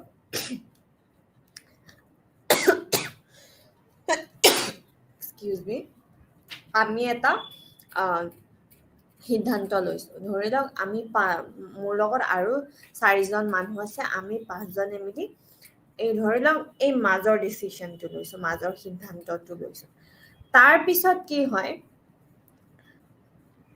অকণমান সময় যোৱাৰ পিছত কি হয় আমি মাজৰ পৰা এই সাইডৰ ফালে ঢাল খাওঁ মানে হয় একদম এইফালে আহি যাওঁগে বা একদম এই কোণাটোৰ ফালে আহি যাওঁগে মানে যিবোৰ এক্সট্ৰিম হয় মানে ইপাৰ সিপাৰ এনেকুৱা ধৰণৰ মাজৰ পৰা আমাৰ মানে এই যিটো টেন্ডেন্সি হয় মানে আমাৰ মানে এটা আচৰণ হয় যে নাই আমি হয় ইপাৰ নহলে সিপাৰ হয় এইটো হ'ব নহলে এইটো আমি হয় আমি বহুত সেফ খেলিম নাইবা হেৰি আমি পুৰা ৰিস্ক ল'ম যিমান মানে যি হয় দেখা যাব আৰু তেনেকুৱা ধৰণৰ কি হয় মাজৰ পৰা আমাৰ এই ইপাৰ সিপাৰ যোৱাৰ এটা টেন্ডেন্সি থাকে সেইটোৱে হৈছে গ্ৰুপ পোলাৰাইজেশ্যন এতিয়া ধৰি লওক আমি মাজত আছো এতিয়া মাজৰ পৰা কি হ'ল আমাৰ লৈছো ঠিক আছে যে কিবা এটা কৰিম আৰু তাৰপিছত আমি যদি নাই বাদ দে লাহে লাহে যি ৰিস্ক ল'বলগীয়া আছে আমি চব ল'ম যি হয় দেখা যাব তেনেকুৱা ধৰণৰ যদি আমাৰ এটা মানসিকতা আহি যায় গুড লাইক ওভাৰঅল গুড হিচাপে তেতিয়া সেইটো হৈছে ৰিস্কি শিফ্ট ঠিক আছে আমি ৰিস্কৰ ফালে আমি আগবাঢ়িছো তাৰ পিছত এতিয়া আমি যদি বহুত ধৰি লওক সেফ খেলো মানে খুপি খোজ দিওঁ একদম মানে ভাবি যে এইটো কৰিলেহে চাগে ঠিক হ'ব এনেকুৱা ভাবি মেলি পুৰা অংক মিলি কৰোঁ তেতিয়াহ'লে সেইটো হ'ব কচিয়াছ শিফ্ট মানে আমি বহুত ভাবি চিন্তিহে মানে আমি আগবাঢ়িছো এতিয়া এই গ্ৰুপ পোলাৰাইজেশ্যনটো কিয় হয় মানে গোট মেৰুকৰণটো আমাৰ কিয় হয় প্ৰথম কথা হ'ল যে আমি কি হয় আমি তিষ্টি থাকিবলৈ মানে এই সমাজখনৰ লগত তিষ্টি থাকিবলৈ আমাক সেই হেৰিটো লাগে ন যে আমি এই গ্ৰুপটোৰ হয় এই গোটটোৰ লগত আছো এনেকুৱা ধৰণৰ আমাক এটা এপ্ৰুভেল লাগে গতিকে সেইকাৰণে কি হয় আমি তেনেকুৱা লগতে ঢাল খাই যাওঁগে কেতিয়াবা এনেকুৱা হয় যে আমাৰ ইচ্ছা নাথাকিব পাৰে কিন্তু হ'লেও যে আমি এটা গোটৰ হয় গতিকে এই মনোভাৱটো লৈ কি হয় আমি আগবাঢ়ি যাওঁগে সেইটো এটা কাৰণ হয় তাৰ পিছত কি হয় যিখিনি আমি তথ্য পাওঁ কেতিয়াবা এনেকুৱা হয় যে আমি বহুতবাৰ ভাবো যে আনে আমাতকে বেছি জানে বা মানে এই গোটৰ মানুহখিনিয়ে বহুতখিনি কথা জানে মই শিকিবলৈ পাম গতিকে সেই গোটটোৰ লগত আমি থাকো আৰু আমি এনেকে আগবাঢ়ি যাওঁগে তাৰ পিছত হৈছে কি সেলফ কেটেগৰাইজেশ্যন থিয়ৰী মানে আমি নিজকে এটা কেটেগৰীত এটা গোটত দেখা যেতিয়া আমি ভাবো যে নাই এই গোটটোৰ লগত আমি মিলি চলি আছো মই এই গোটৰ হয় মোৰ যিখিনি ভাৱধাৰা হয় এই গোটৰ লগত মিলে বা এই গোটৰ যিখিনি ভাৱধাৰা হয় মোৰ যি জীৱনৰ প্ৰতি পাৰ্সপেক্টিভ এটা আছে সেই বস্তুটো মিলে গতিকে এনেকুৱা ধৰণৰ যেতিয়া আহি পৰেগে ধাৰণা আহি পৰেগে তেতিয়া কি হয় তেতিয়াও কি হয় আমি সেই গোটটোই যিফালে গৈছে ৰিস্কি সাইডে গৈছে বা কশিয়াছ সাইডে গৈছে আমি কি কৰো আমি গোটৰ লগত একেলগে যাওঁগে যে যিহেতু গোটটো গৈছে আমাৰো কৰ্তব্য হয় আমি এই গোটৰ লগত আগবাঢ়ি যোৱাটো ইয়াৰে পিছৰটো হ'ল দল চিন্তা কৰক মানে গ্ৰুপ থিংক এটা গ্ৰুপ থিংকত কোৱা হৈছেগে Janice, ঠিক আছে Janice Janice proposed that this may result from a process of group think কি result কৰিব পাৰে যে the common observation has been that sometimes a seemingly reasonable considered and intelligent group also makes a decision that proves to be a disastrous one মানে কৈছে যে আমি কেতিয়াবা এনেকুৱা মানে আমি বহুত আমাৰ জ্ঞান থাকিব পাৰে আমাৰ সাংঘাতিক আমি বুদ্ধিয়ক হ'ব পাৰো কিন্তু গোট হিচাপে কেতিয়াবা এনেকুৱা বুদ্ধিয়ক যিবোৰ মানুহ আছে তেখেতসকলেও কিন্তু কেতিয়াবা ভুল কৰি দিয়ে আৰু এটা মানে ল'ব নলগীয়া মানে সিদ্ধান্ত আমি এটা লৈ দিওঁ সেই কথাটো মানে ইয়াতে জেনিছে কৈছে আৰু ইয়াতে যেতিয়া এই গ্ৰুপ থিংকটো যেতিয়া হয় মানে দল চিন্তা কৰক যেতিয়া হয় তেতিয়া কি হয় মানে আমাৰ যিখিনি বুদ্ধি আছে কৈছে যে মানে বুদ্ধিৰ আমি ব্যৱহাৰেই নকৰো এনেকুৱা ধৰণৰ পৰ্যায় কেতিয়াবা হয় ন এই মাথাই কাম নকৰিল ইছৰাম এই ভুলটো মই কিয় কৰি দিলো এনেকুৱা ধৰণৰ হয় ন গতিকে তেনেকুৱা ধৰণৰ বস্তু যে মানে পুৰা হ্ৰাস হৈ গৈছে যিমান আমাৰ বুদ্ধি আছে বা আছে মানে আছিল বা আছেও কিন্তু আমি মানে প্ৰপাৰ ইউজ কৰা নাই ব্যৱহাৰ কৰা নাই সেই কথাটো কৈছে তাৰপিছত ৰিয়েলিটি টেষ্টিং মানে বাস্তৱৰ লগত বস্তুটো খাপ খাইছে নে নাই আমাৰ সিদ্ধান্তটোৱে খাপ খাইছে নে নাই সেইটোৰ বিচাৰ বিবেচনাই আমি নকৰো আৰু কৈছে যে মৰেল জাজমেন্ট মানে এই বস্তুটো শুদ্ধ হয় নে ভুল হয় সেই বস্তুটো আমি চাবলৈ যত্ন নকৰো গতিকে আলটিমেটলি যদি দল চিন্তা কৰক বুলি আমি কওঁ তেতিয়াহ'লে বস্তুটো হ'ল যে দল হিচাপে গোট হিচাপে এটা ভুল সিদ্ধান্ত লোৱা হয় আৰু বিশেষকৈ যিকেইজনে মানে ওপৰৰ পৰ্যায়ত আছে মানে হাইৰাৰ্কি যিটো আমি কওঁ মানে যোন আমাৰ বছ হয় বা যোন আমাৰ লিডাৰ হয় তেখেতসকলে বিশেষকৈ তেখেতসকলে ভুল এই সিদ্ধান্তটো লয় আৰু আধা আধি সময় কি হয় আমি যে ভুল হৈছে সেইটো আমি কি কৰো জানি বুজিও আমি মানে একো মাত নামাতো বা কোনোবাই যদি মাত মাতিবলৈ যত্ন কৰো আমি মুখ কেইখন বন্ধ কৰাই দিওঁ এই বস্তুটো হয় দল চিন্তা কৰকৰ ভিতৰত এক্সকিউজ মি মই পানী খাই লওঁ ইমান কাহি আছো হয়নে বেমাৰ হৈ উঠিছে মানে সেইকাৰণে ইমান কাহি আছেগে আচ্ছা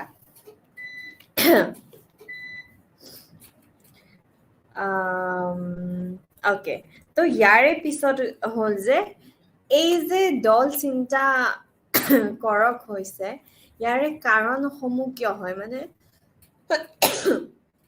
এনেকুৱা এটা পৰ্যায়লৈ আমি কিয় আহি পাওঁ এতিয়া প্ৰথম কথাটো হ'ল যে কিয় হয় দল চিন্তা কৰক যে আমি গোট হিচাপে আমি মানে খুব এনেকুৱা যে আমিয়ে শুদ্ধ একদম বহুত বেছি মানে মিলা প্ৰীতি আছে যে নাই অশুদ্ধ হ'বই নোৱাৰে আমাৰ গোটটো মিলা প্ৰীতি থকা এটা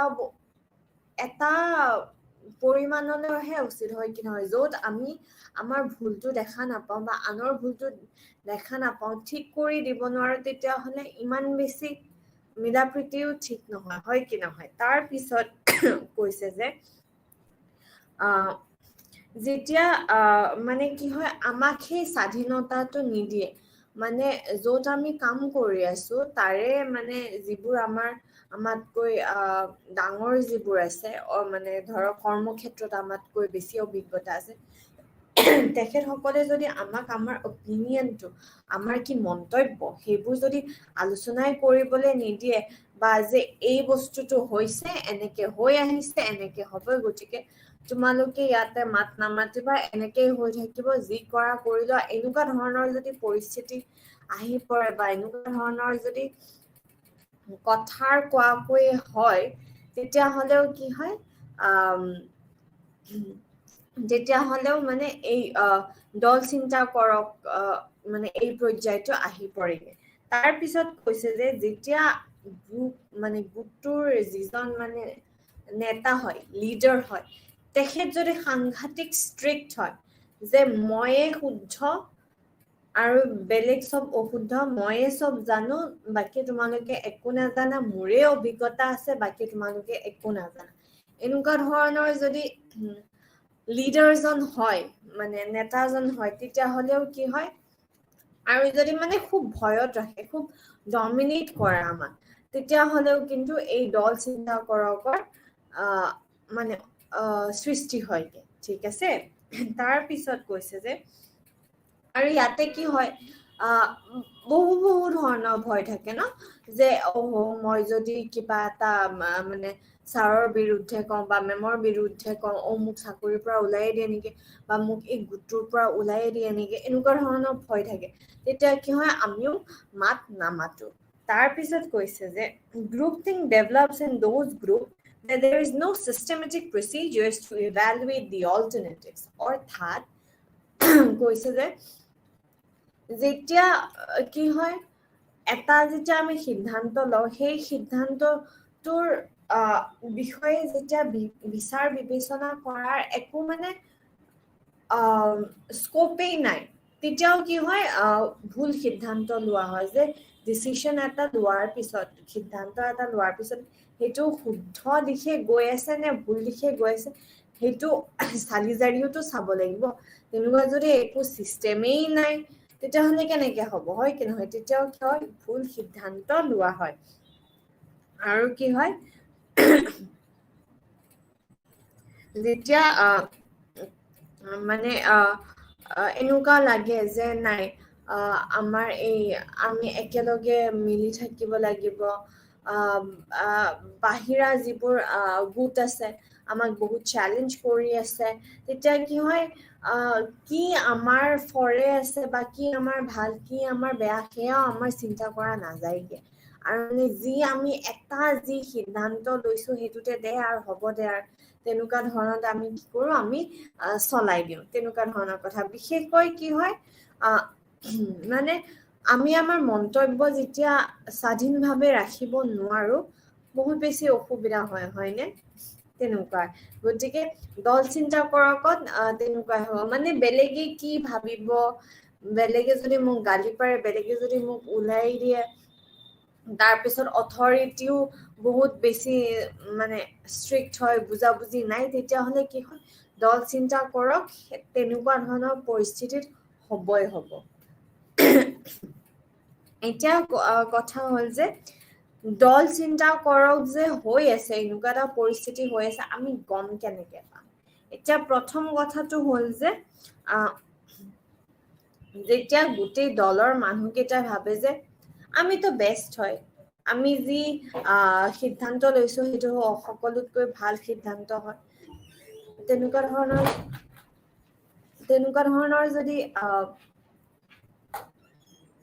ভাবো আমি তেতিয়াহ'লে কি হয়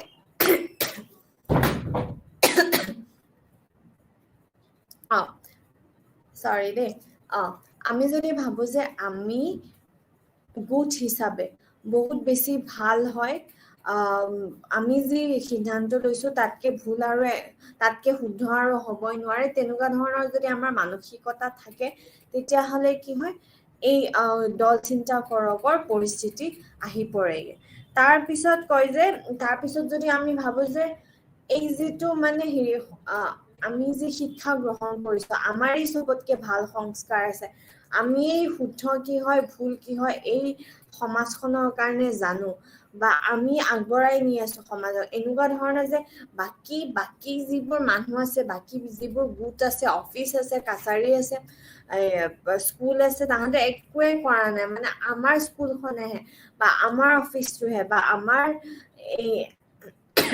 গোটটোহে ভাল কাম কৰি আছে বাকিবোৰ একদম ইউজলেছ একো কাম নাই এনেকুৱা ধৰণৰ যদি ভাৱধাৰা আহি যায় তেতিয়াও কি হয় গ্ৰুপ থিংক হয় মানে দল চিন্তা কৰক হয় তাৰ পিছত আৰু কি হয় বহুত ক্ষেত্ৰত এনেকুৱা হয় যে যদিও আমি জানো যে কৰবাত না কৰবাত চাগে আমাৰ ভুল হৈ আছে কিন্তু গোট হিচাপে নাই এইটোৱে শুদ্ধ হয় এই বস্তুটো মানে প্ৰুভ কৰিবলে কি হয় গোটেই একে মানে হেৰি দলে বলে আহি যায়গে যে নাই আমাৰ এইটো শুদ্ধ এইটোৱে অমুক তমুক তেনেকুৱা ধৰণৰ কথা তাৰ পিছত কি হয় আমাৰ কিছুমান ষ্টেৰিঅ'টাইপছ আছে হয়নে আমি কেতিয়াবা ভাবো তাহাঁতে বৰগোটেই জানে আমিহে চব জানো তেনেকুৱাও হয় কি নহয় গতিকে আমি কিয় ভুল হম হা আমি কোনো পধ্যে ভুল নহয় তাহাঁত গাধা তাহাঁত গৰু আমি একদম সুপাৰ ইন্টেলিজেন্ট তেনেকুৱা ধৰণৰ যেতিয়া মানসিকতা থাকে তেতিয়াও কি হয় গ্ৰুপ থিংক হয় অৰ্থাৎ দল চিন্তা কৰক হয়গে তাৰ পিছত কনফাৰ্মিটি প্ৰেছাৰ মানে আমি গোটটোৱে যি দিশে গৈ আছে সেই দিশে আমিও যাব লাগিব তাৰে কি হয় আমাৰ ওপৰত প্ৰেছাৰ থাকে যে গোটেই যদি লেফ্ট কৈছে আমিও লেফ্টৰ ফালে যাবই লাগিব গোটেই যদি সোঁফালে কৈছে আমিও সোঁফালে মানিব লাগিব যদি গোটেই কৈছে যে সূৰ্য দক্ষিণ ফালেদি ওলাই দক্ষিণ ফালেদি ওলাই তেনেকে মানিব লাগিব তেনেকুৱা ধৰণৰ কি হয় কেতিয়াবা প্ৰেছাৰ আহি যায় যদিও আমি জানো যে বস্তুটো ভুল হয় এই বস্তুটো ঠিক নহয় আমি কৰিব নালাগে এই বস্তুটো তথাপিও কি হয় কৰা যায় আৰু হ'ব আৰু মানুহ আৰু কাৰণ কি আমিওতো সাৰ্ভাইভ কৰিব লাগিব আমিওতো থাকিব লাগিব মিলামিলিকে থাকিব লাগিব এই পৃথিৱীখনত আগবাঢ়ি যাব লাগিব গতিকে কি হয় আগবাঢ়াৰ এই যে চিন্তাটো আছে তাতে হ'ব দে তহঁতে যি কৈছ চব শুদ্ধ তেনেকুৱা ধৰণৰ আমি মানি চলি মানে যাওঁগে তাৰপিছত তাৰপিছত আৰু এটা কি হয় কেতিয়াবা আমি নিজেই ভাবি লওঁ আমাৰ নিজৰ ধাৰণা হয় যে ঠিক আছে নাই এইটো সিদ্ধান্ত চবেতো মানিছে আমি কেতিয়াও মানে এইটো যত্নয়ে নকৰো সুধিবলে যে কাৰোবাৰ আপত্তি আছে নেকি হয়নে এইটো অকল গোটৰ ক্ষেত্ৰত নহয় আমাৰ যি দৈনন্দিন জীৱন আছে আমাৰ যি পাৰ্চনেল লাইফ আছে ব্যক্তিগত জীৱন আছে আমাৰ তাতেও আমি আনে কি ভাবে সেইটো আমি কেতিয়াও নাচাওঁ সদায় আমি মোৰটো চাওঁ মই যদি এইটো শুদ্ধ বুলি ভাবিছো শুদ্ধ আৰু বেলেগে কি ভাবে কি নাভাবে মোৰনো জানিবলৈ কি দৰকাৰ তেনেকুৱা ধৰণৰ হয় কি নহয় গতিকে গোটতো তেনেকুৱাই হয় গ্ৰুপ এটাতো তেনেকুৱা ধৰণৰ হয় যদি মই ভাবিছো যে শুদ্ধ তেতিয়াহ'লে মই আৰু বেলেগৰ ভাৱধাৰাবোৰ জানি মই কি কৰিম বেলেগৰ ইয়াতে অপিনিয়ন কি আছে মতামত কি আছে সেইটো জানিবলৈ I'm not interested মোৰ ইন্টাৰেষ্ট নাই মোৰ মন নাই বা মই দৰকাৰী বুলিও নাভাবো তেনেকুৱা ধৰণৰো যেতিয়া মানুহ থাকে বা এনেকুৱা ধৰণৰ যেতিয়া প্ৰেছাৰ থাকে তেতিয়াও কি হয় গ্ৰুপ থিংক হয় অৰ্থাৎ দল চিন্তা কৰক হয়গে এতিয়া কথাটো হ'ল যে এই যে গ্ৰুপ থিংকটো হৈছে এই যে দল চিন্তা কৰকটো হৈছে যিটো এটা আমি সমস্যা বুলিয়ে ধৰো এই প্ৰব্লেমটো নিবাৰণ কি হয় এই সমস্যাটোৰ নিবাৰণ কি হয় এতিয়া প্ৰথম কথা হ'ল যে ৰব সমস্যাৰ নিবাৰণ আলোচনা কৰিম বাৰু পানী খাই লওঁ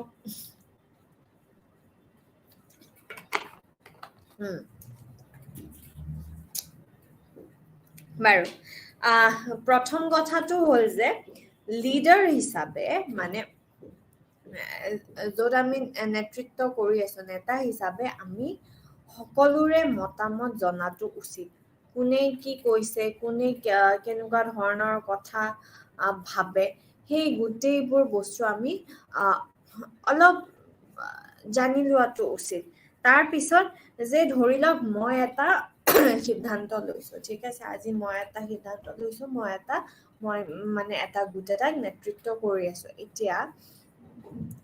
এতিয়া মোৰ এই সিদ্ধান্তটো কি হয় কিছুমানে ভাল পাব আৰু কিছুমানে বেয়া পাব এতিয়া বেয়া পোৱাৰ ভালখিনিতো মই ল'মেই যেতিয়া মোক ক'ব বা মেম কি ভাল একদম আপুনি সিদ্ধান্ত লৈছে এই আইডিয়াটো একদম টপ ক্লাছ আইডিয়া হয় সেইটো মই এনেও বস্তুটো আঁকোৱালি ল'মেই কিন্তু যেতিয়া কোনোবাই যেতিয়া কয় যে মেম এই আইডিয়াটো এনেকুৱা ঠিক নহ'ব নেকি আমি অমুকটো কৰাহে উচিত সেই যিটো ক্ৰিটিচিজম আছে মানে যিটো আমাৰ যিটো ভুলটো দেখুৱাই দিছে বা বেলেগ এটা যিটো পাৰ্সপেক্টিভ দিয়ে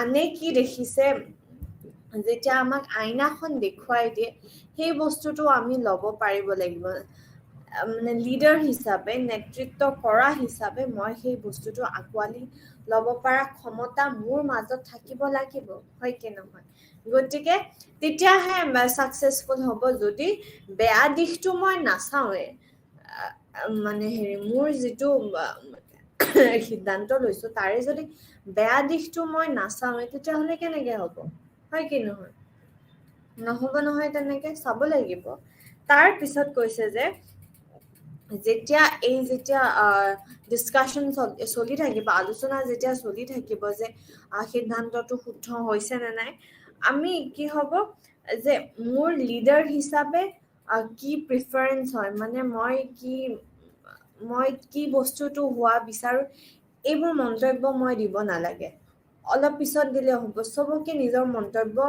দিবলৈ সেই সুবিধাকণ সেই স্বাধীনতাটো দিব লাগিব হয় কি নহয় তাৰপিছত আৰু এটা কাম কৰিব পাৰি যে সৰু সৰু এনেকুৱা আমি গোট মানে ভগাই দিব পাৰো ধৰি লওক কিয় ভাল হ'ব কিয় বেয়া হ'ব কি কৰিব পাৰি কি নকৰিলেও হয় বা কি জৰুৰী হয় কৰিবৰ কাৰণে এনেকুৱা বস্তুবোৰ চালি জাৰি চাবলৈ সৰু সৰু এগালমান গোট ভগাই দিব লাগে তাৰ পিছত আৰু যিবোৰ মানে এনেকুৱা শৈলীত যিবোৰ পাৰ্গত হয় মানে এক্সপাৰ্ট থাকে হয় কি নহয় গতিকে সেই এক্সপাৰ্ট সমূহৰ পৰা আমি তেখেতসকলৰ ভাৱধাৰা কি হয় সেই বস্তুবোৰ আমি জানিবলৈ যত্ন কৰিব লাগে তাৰ পিছত কি হয় যেতিয়া চব বস্তু হৈ যায়গে মানে চবৰে মতামত দিয়া হ'ল কি ভাল হ'ব পাৰে কি বেয়া হ'ব পাৰে চালি জাৰি চাই মেলি সকলোৰে লগত এটা সিদ্ধান্ত লোৱাটো উচিত হয় সেইটোৱে হয় মানে যেতিয়া চবৰে মতামত লোৱা হয় তাৰ পিছত কি ভাল হ'ব পাৰে কি বেয়া হ'ব পাৰে এই গোটেইখিনি যেতিয়া সকলো বস্তু চালি জাৰি চোৱা হয় তাৰ পিছত যেতিয়া আমি সিদ্ধান্ত এটা লওঁ তেতিয়া কি হয় আমি সঠিক সিদ্ধান্ত লওঁ এটা উচিত সিদ্ধান্ত লওঁগে ঠিক আছে তাৰপিছত আৰু এটা কথা কৈছে যে ইয়াতে কেনেকে আমি ইমপ্ৰুভ কৰিব পাৰো মানে আমাৰ যি এই সিদ্ধান্ত লোৱা যি আমাৰ কেপাচিটি আছে সেইটো আমি কেনেকে আৰু বেছি ভাল কৰিব পাৰো এটা চবতকে ভাল আইডিয়া হ'ল সেইটো হ'ল যে ডেভিলছ এডভোকেট টেকনিক ঠিক আছে এতিয়া ইয়াত কি হয় কৈছে যে in this technique one member of the group is assigned the task of disagreeing with and criticizing the member's viewpoint or decisions to be taken such member acts as devil to the group the criticism done by the so-called devil member become eye-opener for the other members who are forced about the decision they are going to take মানে কি হয় ধৰি লওক 10টা মানুহ আছে ঠিক আছে তো 10টা মানুহৰ যি সিদ্ধান্ত ল'ব লাগে বুলি কয় সেই সিদ্ধান্তটো বেয়া বুলি ক'বৰ কাৰণে আন এজন মানুহ ৰখা হয় ঠিক আছে গতিকে প্ৰতিটো কথাতে মানে এইফালৰ পৰা কি কয় হান মাৰি থাকে যে নাই এইটোতো এনেকে নহ'ব এইটো তোমাৰ অমুকটো ভুল হৈছে তেনেকে কি হয় যেতিয়া ভুলবোৰ নিৰন্তৰ চাই থকা যায়গে তেতিয়াহে আমি এটা শুদ্ধ সিদ্ধান্তত আমি আহি পৰোগে ঠিক আছে তো আমি এতিয়ালৈকে কি আলোচনা কৰিলো যে গুড সিদ্ধান্ত যে লওঁ আমি যাতে আমি কি বস্তু আছে সৰ্বসন্মতি আছে তাৰপিছত সংখ্যা গৰিষ্ঠতাৰ জয়ী তাৰপিছত সত্যৰ জয়ী আৰু প্ৰথম শিফ্ট নিয়ম তাৰ পিছত আমি আলোচনা কৰিলো গুড সিদ্ধান্ত লোৱাৰ যিবোৰ মানে সম্ভাৱনা থকা বিপদবোৰ ঠিক আছে তাতে আছে গুড মেৰুকৰণ অৰ্থাৎ গ্ৰুপ পলাৰাইজেশ্যন য'ত আমি ৰিস্কি শিফ্ট আৰু কচিয়াছ শিফ্টৰ বিষয়ে আলোচনা কৰিছো আৰু দল চিন্তা কৰকৰ ভিতৰত আমি আলোচনা কৰিলো কাৰণসমূহ আমি আলোচনা কৰিলো তাৰপিছত কেনেকুৱা ধৰণৰ বস্তু চলি থাকিলে বা প্ৰচলন হলে আমি গম পাওঁ যে হেৰি যে এই গোটটোৰ মাজত অকণমান খেলি মেলি হৈছে তাৰপিছত আমি কি কৰাটো উচিত যাতে দল চিন্তা কৰকৰ পৰ্যায়টোৱে আহি নাপায়গে গোটৰ ভিতৰত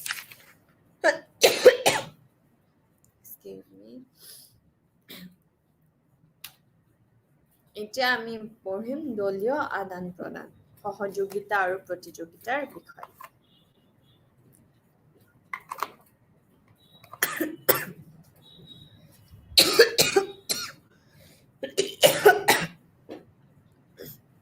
Okay.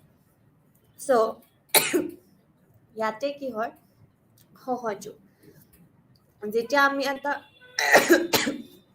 দলত থাকো তেতিয়া কি হয় আমি ইজনে আনজনক সহায় কৰো আগবাঢ়িবলৈ হয় কি নহয় যাতে আমি একেলগে আগবাঢ়িব পাৰো সেই ভাৱধাৰাটো লৈ পেলাই এজনে আনজনক সহযোগ কৰো তাৰপিছত যে আমাৰ গোটটো আগবাঢ়ি যাব লাগে ইয়াতে বিশেষকৈ আমি ভাবো যে আমাৰ গোটটোৰ কথাই ভাবো নিজৰ কথা ইমান বেছি নাভাবো গোটটোৰ কথা ভাবো যে গোটটো আগবাঢ়ি গলে আমি নিজেও আগবাঢ়ি যাব পাৰিম সেই কথাটো তাৰপিছত আছে প্ৰতিযোগিতা কেতিয়াবা কি হয় আমি কেতিয়াবা নহয় আধা আধি সময় যে আমি নিজে নিজক হেৰি আগত ৰাখিবলৈ যত্ন কৰো যে নাই কি নাম কয় হেৰি যে চবৰে ভাল হওক ধৰি লওক পৰীক্ষা এটা দেখি আছে হয়নে তো পৰীক্ষাত আপুনি ভাবিছে যে মই যাতে ফাৰ্ষ্ট ৰেংক আহো এনেকুৱা নহয় যে কোনোবাই ফেইল কৰক সেইটো মই নিবিচাৰো কিন্তু মই যাতে ফাৰ্ষ্ট ৰেংক আহো বা মোৰ যিগৰাকী প্ৰিয় সখী আছে তাইৰো পৰীক্ষা ভাল হওক কিন্তু তাই ফাৰ্ষ্ট ৰেংক যাতে নাহে ছেকেণ্ড আহক কথা নাই কিন্তু মই ফাৰ্ষ্ট আহিব লাগে তেনেকুৱা ধৰণৰ গতিকে সেই বস্তুটো গোটতো থাকে বা আপুনি য'ত কাম কৰি আছে তাতেও থাকে সকলোতে থাকে হয় কি নহয় এতিয়া আকৌ কি হয় কিছুমান পৰিস্থিতি এনেকুৱা আহি যায় যে ইয়াতে হেৰি প্ৰতিযোগিতা হ'বই লাগিব এতিয়া ধৰি লওক অফিচ এটাই প্ৰমোশ্যন হ'ব এটাই প্ৰমোশ্যন হ'ব বুলি কোৱাৰ লগে লগে সেই এটা প্ৰমোশ্যনটোৰ কাৰণে আপুনিও তাতে যোগদান কৰিব বা বেলেগবোৰেও যোগদান কৰিব হয় কি নহয় কিন্তু জিকিবটোতো এটা ইয়াতেতো প্ৰতিযোগিতা হ'বই লাগিব তেনেকুৱা ধৰণৰ কথা এতিয়া এই যে প্ৰতিযোগিতা আৰু সহযোগিতা বুজাবলে এটা ধুনীয়া এটা উদাহৰণ আছে ধৰি লওক কি হ'ল মই আৰু মোৰ লগৰজনী চুৰ কৰিছো ঠিক আছে কোনোবা ধুনীয়া শ্বপিং মল এটাত গৈছো ধুনীয়া পাৰফিউম এটা দেখিলো বোলে বাপৰে বাপ এইটো ইমান দামী পাৰফিউম চুৰ কৰো আৰু এইটো পইচা নাই ইমান পইচা দিটোতো মই কিনিব নোৱাৰো বা আমি কিনিব নোৱাৰো হ'ব আমি চুৰ কৰো তাৰপিছত কি হ'ল আমি বোলে হাতে লুটে ধৰা পৰিলো মানে তাৰপিছত হাতে লুটে ধৰা পৰাৰ লগে লগে কি হ'ল পুলিচে আমাক লৈ গ'লগে ঠিক আছে পুলিচে আমাক লৈ গৈ তাৰপিছত তদন্ত আৰম্ভ কৰে কিয় চুৰ কৰিছিলো অমুক তমুক তেনেকুৱা তাৰপিছত মই ভাবিলো যে নাই মই সহযোগ কৰিব লাগিব মোৰ বান্ধৱীজনীৰ লগত মই সহযোগ কৰিব লাগিব গতিকে মই ক'লো যে আৰে নাই ভুলতে ভৰোৱা গ'ল মানে কি বা ভাবি আছিলো পইচাটো দিয়া নগ'ল তেনেকুৱা ধৰণৰ কিবা এটা ক'লো তাৰপিছত মোৰ বান্ধৱীজনীও একে কথাই যদি কয় যে আৰে নাই কিবা খেলি মেলি হৈ গ'লগে কেনেকে বা এইটো আহি গ'লগে কিবা ভাবি আছো কি হ'ল ইজনে আনজনক যেতিয়া সহযোগ কৰিছো যেতিয়া মান্তি হোৱা নাই বহুতখিনি চান্সেছ থাকে যে আমি হাৰি যামগে তাৰপিছত আকৌ যদি এনেকুৱা হয় যে প্ৰতিযোগিতা কৰোঁ ধৰি লওক এজনে প্ৰতিযোগিতা কৰিছে মই পুলিচক ক'লো যে আচলতে হেৰি মই আছিলো লগত কিন্তু মোৰ লগৰজনীহে মানে হেৰি বস্তু মানে সেই পাৰফিউমটো লৈছে মই কিন্তু লোৱা নাছিলো দেই তেনেকুৱা ধৰণৰ যদি আকৌ মই মন্তব্য এটা দিওঁগে আৰু সিফালে মোৰ লগৰজনী কৈ যে নাই কেনেকে বা ললো এতিয়া এজনে প্ৰতিযোগিতা কৰিছে আনজনে সহযোগিতা কৰিছে এতিয়া ইয়াত যোনে প্ৰতিযোগিতা কৰিছে মানে মই যিহেতু প্ৰতিযোগিতা কৰি আছো মোৰ হাৰি যোৱাৰ সম্ভাৱনা বেছি যে ঠিক আছে পুলিচে ভাবিব ঠিক আছে তাই মানিছে দে আৰু হ'ব আৰু কিন্তু সেইফালে শাস্তি দিম কিন্তু এতিয়া যদি দুটাই প্ৰতিযোগিতা কৰো মই বোলে কৈছো মোৰ লগৰ ছোৱালীজনীহে চুৰ কৰিছিলে তাৰপিছত মোৰ লগৰজনীয়ে যদি কয় এই নাই তাইহে চুৰ কৰিছে তেতিয়াহ'লে কি হয় আমি দুয়োজনে ফাঁচি গ'লোগে গতিকে ক'ত প্ৰতিযোগিতা কৰিব লাগে ক'ত সহযোগ কৰিব লাগে সেইটো চালি জাৰি চোৱা খুব উচিত আৰু এনেকুৱা ধৰণৰ পৰ্যায় আহিলে কি হয় যদি আমি কথা বাৰ্তা কৰিবলৈ সময় পাওঁ পাতিবলৈ সময় পাওঁ তেতিয়াহ'লে কি হয় আমাৰ যি এনচাৰ হয় আমাৰ যি উত্তৰ হয় উত্তৰৰ মিল থাকে হয়নে যদি এই হাতে লোতে ধৰা পৰাৰ লগে লগে যিখিনি সময় আমি আহোঁগে ধৰি লওক পুলিচৰ গাড়ীত আহোঁগে অলপ সময় যদি আমি এনেকুৱা হৈছে যে আমি এটাৰ লগত কথা পাতিব পৰাকে পাইছো তেতিয়াহ'লে আমি কি ক'ম সেইটো আমি মিলাই লম তেতিয়া কি সহযোগিতাই থাকে কিন্তু যদি আমি সময় কম পাওঁগে যে কথা পাতিবৰ আমি স্কোপেই নাপালো চান্সেই নাপালো তেতিয়াহ'লে কি হয় প্ৰতিযোগিতা বেছি হয় কি নহয় যে আমি এই পৰিস্থিতিৰ পৰা আমি ওলাব লাগিব আৰু কেনেকে ওলাম হ'ব তাইক ফচাই দিওঁ তেনেকুৱা ধৰণৰ কথা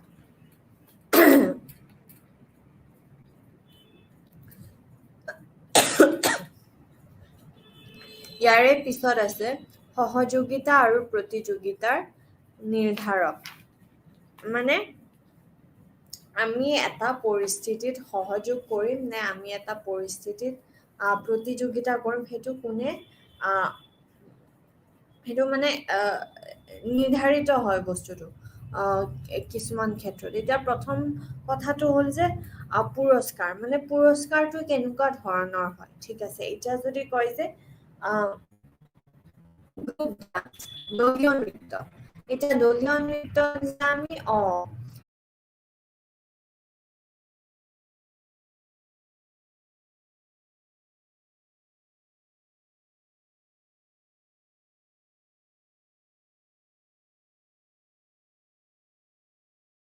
কৰিলেও সেনেকুৱা ধৰণৰ কথাবোৰ আহি পৰে হয় কি নহয় গতিকে পুৰস্কাৰটো এককভাৱে দিব নে গোট হিচাপে দিব সেইটো আহি পৰে এতিয়া ধৰি লওক প্ৰমোচনটোতো এটাই পাব সেইকাৰণে কি হয় চবেই এটাৰ লগত প্ৰতিযোগিতা কৰে কিন্তু এনেকুৱা যদি হয় যে যদি এই বোনাছটো পায় যিটো মানে এটা কোম্পানীৰ এটা অৰ্গেনাইজেশ্যনৰ যিটো ডিপাৰ্টমেণ্টে সকলোতকৈ ভাল কাম কৰিছে তাৰে চবেই বোনাছ এটা পাব তেতিয়াহ'লে কি হয় চবে লগে ভাগে একদম মিলি যায় গোট হৈ যায় যে আমি এই বোনাছটো পাবই লাগিব আমি এজনে আনজনক সহায় সহযোগিতা কৰি মেলিহে আগবাঢ়িব লাগিব তাৰপিছত কৈছে যে individual differences in personal values অৰ্থাৎ ব্যক্তিগত মূল্যবোধৰ ব্যক্তিগত পাৰ্থক্য মানে আমি কেনেকে ডাঙৰ দীঘল হৈছো আমি কি শিক্ষা পাই ডাঙৰ দীঘল এক্সকিউজ মি আমি কি ধৰণৰ শিক্ষা পাই ডাঙৰ হৈছো এতিয়া যদি আমি যদি সৰুৰ পৰা এনেকে শিকিছো ধৰি লওক যে চবৰে লগত মিলি জুলি চলিব লাগিব সকলোকে লৈহে আগবাঢ়িব লাগিব তেনেকুৱা ধৰণৰ যদি আমি শিকিছো তেতিয়াহ'লে কি হয় যে আমি তেতিয়া প্ৰতিযোগিতা নকৰোঁ, তেতিয়া আমি সহযোগিতাহে কৰোঁ। কিন্তু আমি যদি এনেকুৱা শিকিছোঁ যে নাই, মই সদায় আগত হ'ব লাগিব, মই মই কৰিব লাগিব, মই জিকিব লাগিব, এনেকুৱা ধৰণৰ এনেকে যদি আমি ডাঙৰ হৈছোঁ, ডাঙৰ দীঘল হৈছোঁ, তেতিয়াহ'লে কি হয়, তেতিয়াহ'লে আমি প্ৰতিযোগিতা কৰোঁ, হয় কি নহয়? তাৰপিছত কৈছে যে যোগাযোগৰ ধৰণ, মানে কমিউনিকেশ্যন পেটাৰ্ণ। এতিয়া ধৰি লওক মই কাৰোবাক চিনিয়েই নাপাওঁ আৰু আমি কিবা এটা কামৰ কাৰণে গৈছোঁ, গতিকে তাত প্ৰতিযোগিতা থাকিবই, হয় কি নহয়? মই চিনি নাপাওঁ, তাইৰ ভাল হ'লে মোৰ কি হ'ব? মই মোৰ ভাল হোৱাটো বিচাৰিম। কিন্তু যদি এনেকুৱা আমাৰ কথা বাৰ্তাই কেতিয়া হোৱা নাই, কিন্তু এনেকুৱা যদি হৈছে যে নাই, আমি কাৰোবাৰ লগত ভাল হয়, আমাৰ যিটো আমাৰ সম্পৰ্কটো ভাল হয়, কথা বাৰ্তা ভাল হয়, গতিকে আমাৰ এনেকুৱা হয় যে দুয়োটাই যাতে আমাৰ দুয়োটাৰে যাতে ভাল হয়, তেনেকুৱা ধৰণৰ আমি বিচাৰো, হয় কি? তাৰ পিছত আছে ৰেচিপ্ৰচিটি।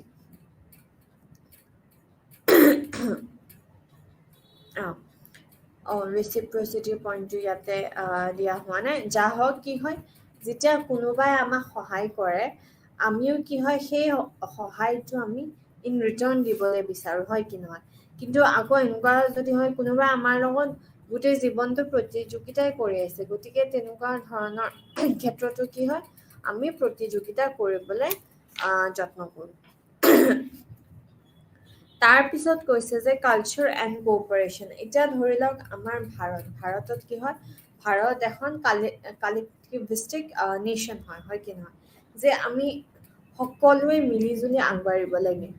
এনেকুৱা নহয় যে মোৰ ভাল হওক, আমি সদায় কি বিচাৰো যে সকলোৰে ভাল হওক, তেনেকুৱা ধৰণৰ কথা, হয় কি নহয়? গতিকে ইয়াতে কি হয়, আমি চাওঁ যে ঠিক আছে, একেলগে আগবাঢ়িব লাগিব। তাৰ পিছত কৈছে যে তাৰপিছত ধৰি লওক আমেৰিকা, ঠিক আছে, আমেৰিকাত এতিয়া কি হয় যে তাহাঁতৰ এনেকুৱা হয় যে নাই, ঠিক আছে, মই ঠিক কৰিব লাগিব। আৰু এতিয়া ধৰি লওক মই আছো আৰু মোৰ বা আছে, মই ছাকচেছফুল হলোগে কিন্তু বা হোৱা নাই। ইয়াতে মানে মোৰ আমেৰিকাত যদি মই থাকো, তেতিয়াহ'লে মোৰ এই ধাৰণাটো নাহে, মই বাক সহায় কৰিব লাগিছে নেকি। মোৰ এনেকুৱা হ'ব, ঠিক আছে, আমি দুটাই এইটোতো সমানেই সুযোগ সুবিধা পাইছিলো, এতিয়া মই পাৰিলো, তাই নোৱাৰিলে আৰু। কিন্তু ভাৰত বা আমাৰ এছিয়ান কাণ্ট্ৰিজ যিবোৰ হয়, অকনমান এনেকুৱা হয় যে আমি সহায় কৰি দিও নেকি, বাৰ কাৰণেও চাকৰিৰ কথা এই অফিচটোত এবাৰ কৈ দিও নেকি, তেনেকুৱা ধৰণৰ মানসিকতা আহি যায়। গতিকে ইয়াতে আমাৰ সহযোগিতা বেছি থাকে প্ৰতিযোগিতাতকৈ। তাৰপিছত ছ'চিয়েল ডিলাইমা, অৰ্থাৎ ইয়াতে কি হয়, কেতিয়াবা এনেকুৱা পৰ্যায় আহি পাই যায়গে যে গোটেই গোটটোৰ ভাল নহ'ব পাৰে, কিন্তু মোৰ ভাল হ'ব। গতিকে এই ক্ষেত্ৰত মই কোনটো বেছি বুলি চাওঁ, যে গোটৰ হকে যাওঁ নে নিজৰ হকে যাওঁ। এতিয়া ধৰি লওক ক্লাছত আমাক হোমৱৰ্ক দিছে, মেমে ধৰি লওক হোমৱৰ্ক দিছে, তাৰপিছত এতিয়া বাকী গোটেই ক্লাছটোৰ হোমৱৰ্ক কৰি অহা নাই, কিন্তু অকল মই হোমৱৰ্ক কৰি আহিছো। এতিয়া মেমৰ বোলে মনতেই নাই যে হোমৱৰ্ক দিছিলে, গতিকে এতিয়া মই যদি গৈ ফালে মনত পেলাই দিওঁগে, মেমে মোক ভাল পাব যে তাই হোমৱৰ্কটো কৰি আনিছে, হোমৱৰ্কটো মনত আছে। কিন্তু কি হয়, আনফালে বাকী গোটেই ক্লাছটোৱে গালি খাব মোৰ কাৰণে। গতিকে ইয়াতে মই চালি জাৰি চাব লাগিব যে গোটটোৰ লগত মই যাওঁগে, গ্ৰুপৰ লগত মই যাওঁগে, নে মই মোৰ নিজৰ বস্তুটো চাওঁগে। ঠিক আছে, তাৰপিছত আজিৰ আমাৰ শেষৰ যিটো বিষয় হয়, মানে এই গোটেই বিষয়টোৰ শেষ বিষয়টো, আৰু সেইটো হৈছে গোটত যোগাযোগ নেটৱৰ্ক। ঠিক আছে, এতিয়া এই যে এটা গোটত আমি যে কমিউনিকেট কৰোঁ, কথা বাৰ্তাবোৰ আমি যে এজনে তথ্যবোৰ দিওঁ এজনে আনজনক, এতিয়া কি বস্তু নোযোৱা হয়গে এতিয়া প্ৰথম কথাটো হ'ল যে হুইল প্যাটাৰ্ন হুইল মানে কি চকৰি হয় নে গতিকে কিন্তু ইয়াতে চকৰিৰ দৰে নহয় ইয়াতে কি হয় ধৰি লওক মই মেইন লিডাৰ গৰাকী মই মেইন বছ এতিয়া পাৱাৰটো মোৰ হাততহে আছে মই এ নামৰ মানুহজনকো কম মই বি নামৰ মানুহজনকো কম মই চি নামৰ মানুহজনকো কম মই ডি নামৰ মানুহজনকো কম আকৌ তাহাঁতৰ ফালৰ পৰা তথ্য মোৰ আহিব এতিয়া এ নামৰ মানুহজনে বিক ক'বলৈ নাযায় বি এ চিক ক'বলৈ নাযায় চি এ ডিক ক'বলৈ নাযায় আৰু কথাটো হ'ল যে এ নামৰ মানুহজনেও মোকেই ক'ব বি মোকে ক'ব চিও মোকে ক'ব ডিও মোকে ক'ব গতিকে মই মেইন মোৰ ফালৰ পৰাহে গোটেই তথ্যবোৰ গৈ আছে আৰু যিবোৰ তথ্য আহি আছে সেয়াও ডিৰেক্টলি মোৰ তাতেহে আহিছে সেইটো হ'ল হুইল প্যাটাৰ্ন তাৰ পিছত আছে ৱাই প্যাটাৰ্ন মানে আমাৰ ইংৰাজীৰ ৱাই যিটো আছে সেই ৱাই প্যাটাৰ্নটো এতিয়া ইয়াতে কি হয় মই এই ধৰি লওক এইটো ৱাই হয়নে আৰু এইডাল দাণ্ডিডাল মই এই দাণ্ডি আৰু এইটোৰ মাজত আছো ঠিক আছে এতিয়া কথাটো হ'ল এৰ ফালৰ পৰাও মোৰ তাতেই আহিব বিৰ ফালৰ পৰা মোৰ তাতে আহিব আৰু চিৰ ফালৰ পৰাও যিখিনি বস্তু আমি জনাবলগীয়া আছে সেই মোৰ তাতে আহিব গতিকে এই চিৰ পৰা এই তথ্যখিনি দিয়া বা চিৰ পৰা বি বা বিৰ পৰা চি আৰু এৰ পৰা চি লৈকে যিখিনি আমি তথ্য দিব লাগে সেয়াও মোৰ ওপৰত হয় মই মেইন লিডাৰ ঠিক আছে গতিকে ইয়াতে মই পুৰা মাজত আছো মোক নেওচি মানে হেৰি যিখিনি তথ্য সেইখিনি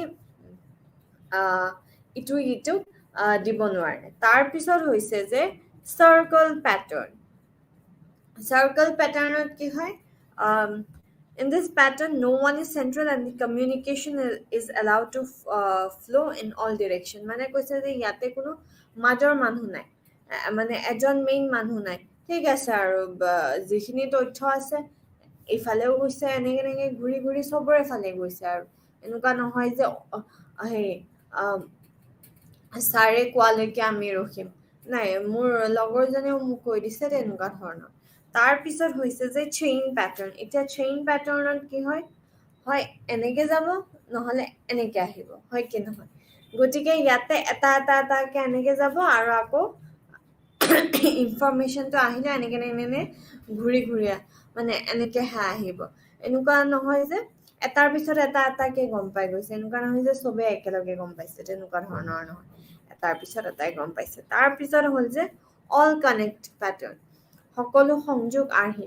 ইয়াতে কি হয় অল কানেক্ট মানে কি চবেই চব ফালৰ পৰা তথ্যখিনি গম পাইছে তাৰ পিছত কৈছে যে গ্ৰেপ ৱাইন আৰ্হিত কি হয় এইটো এটা ইনফৰ্মেল হেৰি প্যাটাৰ্ন হয় ইনফৰ্মেল মানে কি হয় এই যে আমাৰ বন্ধু বান্ধৱীৰ লগত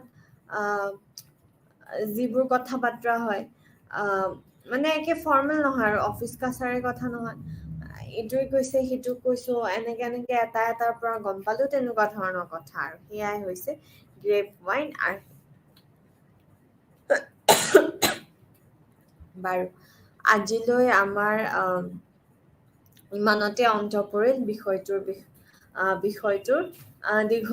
দীঘলীয়া আলোচনা হ'ল ন এই গোটেই বিষয়টোৰ ওপৰত গ্ৰুপ ডাইনামিক্স বিষয়টোৰ ওপৰত দল গতিশীলতাৰ ওপৰত এতিয়া আমি এবাৰ প্ৰথমৰ পৰা আওৰাই লওঁ আমি এই যিটো বিষয় আছিল এই বিষয়টোৰ ভিতৰত আমি কি বস্তুৰ বিষয়ে আলোচনা কৰিছো সেইটো আমি আকৌ এবাৰ আওৰাই লওঁ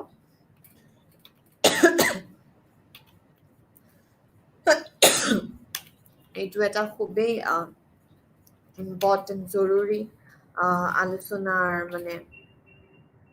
মানে জানিবলগীয়া বিষয় আৰু এই দল গতিশীলতাটো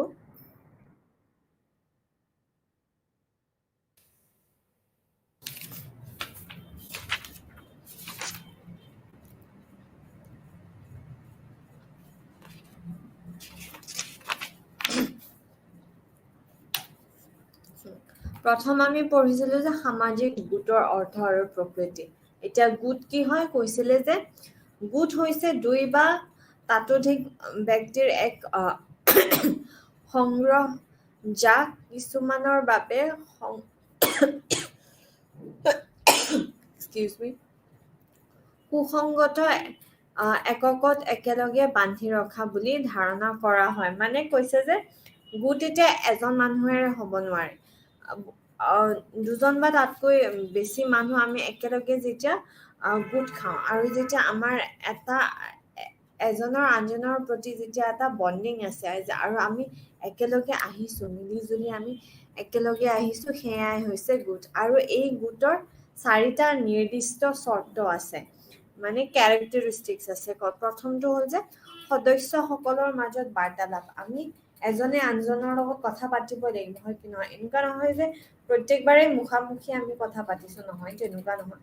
কিন্তু এই যিটো আমাৰ কথা বতৰা হয়, সেইটো ফোনৰ যোগেদি হওক, ভিডিঅ' কলৰ যোগেদি হওক, লগ পাই হওক, সেইটো খুব জৰুৰী। তাৰপিছত একেলগে থকাৰ ধাৰণা, মানে আমাৰ এই ধাৰণাটো যে আমি এক গোট হয়, এই ধাৰণাটো থকাটো খুবেই জৰুৰী। তাৰপিছত ভাগ বতৰা কৰা লক্ষ্য আৰু নিয়ম। তাৰপিছত কথাটো হ'ল যে এইখিনি নিয়ম হয়, মোৰ এইখিনি কাম হয়, তাইৰ এইখিনি কাম হয়, এই বস্তুটোৰ বুজাবুজি থকাটো। তাৰপিছত যে তাইৰ কামত মই উস্তাদি মাৰিব নাযাওঁ বা তাইও মোৰ কামত উস্তাদি মাৰিব নাহে, বা আমি একেলগে এইখিনি কাম সময়ত কৰিলেহে গোটটোৰ ভাল হ'ব, এই বুজাবুজিখিনি থকা খুবেই জৰুৰী। তাৰপিছত ভাগ্য পাৰস্পৰিক নিৰ্ভৰশীলতা, মানে ফেইথ ইণ্টাৰডিপেণ্ডেন্স, যে যিয়েই নকৰো কিয় আমি একেলগে কৰিম, এই গোটেই বস্তুখিনি আমাৰ একেলগে হ'বগে। তো ইয়াৰে যি ফলাফল হ'ব সেয়া যদি ভাল হয় সকলোৰে কাৰণে হ'ব, আৰু যদি বেয়া ফলাফল হয় সেয়াও আমি সকলোৱে মিলি জুলি বস্তুটো ল'ব লাগিব। তাৰ পিছত কৈছে গোটৰ বৈশিষ্ট্য আৰু দিশসমূহ। প্ৰথমটো হ'ল গোট গাঁথনি, মানে সামাজিক ভূমিকা, তাৰপিছত সামাজিক স্থিতি, সামাজিক নিয়ম। ইয়াৰে ভিতৰত পৰে যে আমাৰ ভূমিকা কি হয়, তাৰপিছত আমাৰ সেই সামাজিক স্থিতিটো কি হয়, আমি কোনটো ষ্টেটাছত আছো, তাৰপিছত নিয়মবোৰ কি হয়, তাৰপিছত গোট সংহতি, মানে গ্ৰুপ কোহেচিভনেছ, যে আমি এক হয়, এই বস্তুটো মানে মনৰ ভিতৰত থকাটো খুব জৰুৰী। এটা গোট ভালকৈ চলাবলৈ হ'লে এই ধাৰণাটো সাংঘাতিক জৰুৰী। তাৰপিছত আমি কিয় গোটত যোগদান কৰোঁ। প্ৰথমটো হ'ল সংযুক্ত কৰাৰ প্ৰয়োজন, মানে যে আমি যে আমাৰো ইম্পৰ্টেঞ্চ আছে, আমিও কাৰোবাৰ লগত মিল খাইছো বা বেলেগে আমাৰ লগত মিল খাইছে, এই বস্তুটো ফিল কৰা খুবেই জৰুৰী। তাৰপিছত তথ্যৰ উৎস, বহুত বস্তু হয় যে আমি বেলেগৰ পৰা গম পাওঁ, গতিকে চব কথাটোতো আমি নিজেই জানিব নোৱাৰো, হয় কি নহয়? গতিকে তাৰে কাৰণেও আমি গোটত যোগদান কৰোঁ। তাৰপিছত আত্মজ্ঞান লাভ কৰোঁ, যে মই কিমানখিনি জানো বা মই আৰু কিমানখিনি জানিবলৈ বাকী আছে। যেতিয়া আমি গোটত থাকো, ইজনে সিজনৰ লগত কথা পাতো, আমি বস্তু জানিম, আমি নতুন নতুন বস্তু শিকো, বা আমি তেতিয়া গমো পাওঁ, আচ্ছা এনেকুৱা ধৰণৰ কথা। তাৰপিছত আছে পুৰস্কাৰ। কি হয়, কেতিয়াবা কিছুমান এনেকুৱা কাম আছে যে একেলগে কৰিলেহে আমি লাভটো পাম, গতিকে তাৰ কাৰণেও আমি গোটত সোমাওঁগে। তাৰপিছত আমাৰ স্থিতি বৃদ্ধি কৰক। কেতিয়াবা এনেকুৱা হয় যে অমুক গ্ৰুপটোত আছে, এই গোটৰ লগত জড়িত, গতিকে সেই গোটটোতো খুব নাম আছে, গতিকে গোটৰ নাম আছে কাৰণে আমাৰো নাম থাকে। তাৰপিছত লক্ষ্য প্ৰাপ্তিৰ সুবিধা প্ৰদান কৰা। এতিয়া লক্ষ্য কি হয়, কেতিয়াবা বহুত সময়ত এনেকুৱা হয় যে আমি অকলে লক্ষ্য সিদ্ধি কৰিব নোৱাৰো, হয় কি নহয়? আমি একেলগে আগবাঢ়িব লাগিব, গতিকে তাৰে কাৰণেও গোট খুব জৰুৰী।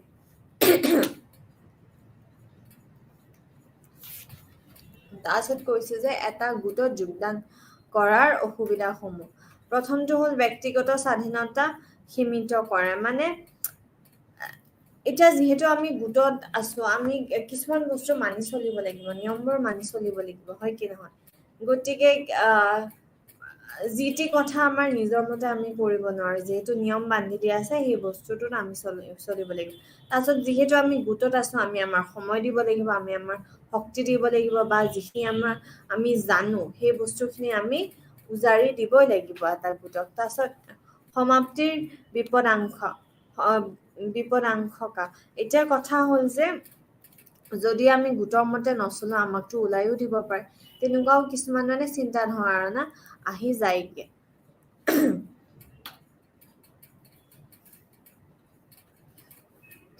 ইয়াৰে পিছত আছে গোটৰ প্ৰকাৰসমূহ এতিয়া গোটৰ প্ৰকাৰত কি হয় প্ৰথমটো হ'ল যে প্ৰাথমিক আৰু গৌণ গোট এতিয়া প্ৰাথমিক গোট আমাৰ কি হ'ব আমাৰ যি পৰিয়াল হ'ব সেইবোৰ তাৰপিছত গৌণ গোটবোৰ কেনেকুৱা ধৰণৰ হ'ব অকণমান কম ইম্পৰ্টেণ্ট যেনেকে ধৰক ক্লাব তাৰপিছত আমি এটা ৰাজনৈতিক দল এটা যোগদান কৰিছো তেনেকুৱা ধৰণৰ তাৰপিছত আছে গোট মানে ভিতৰুৱা গোট আৰু বাহিৰৰ গোট মানে যিটো গোট আমি ভাবো যে আমি ইয়াৰে হয় সেইটো ভিতৰৰ গোট হয় আৰু যিটো ভাবো যে নাই তাহাঁত বেলেগ সেয়া হ'ল বাহিৰা গোট হয় কি নহয় তাৰপিছত অনুষ্ঠানিক গোট আৰু অনানুষ্ঠানিক গোট এতিয়া অনুষ্ঠানিক গোট কি হয় স্কুল অফিচ এইবোৰ আমাৰ অনুষ্ঠানিক গোট তাতে নিয়ম আছে কিন্তু অনানুষ্ঠানিক গোট এতিয়া কেফেত গৈছো এনে লগৰ কেইটাৰ লগত আড্ডা দিছো সেইটো অনানুষ্ঠানিক হয়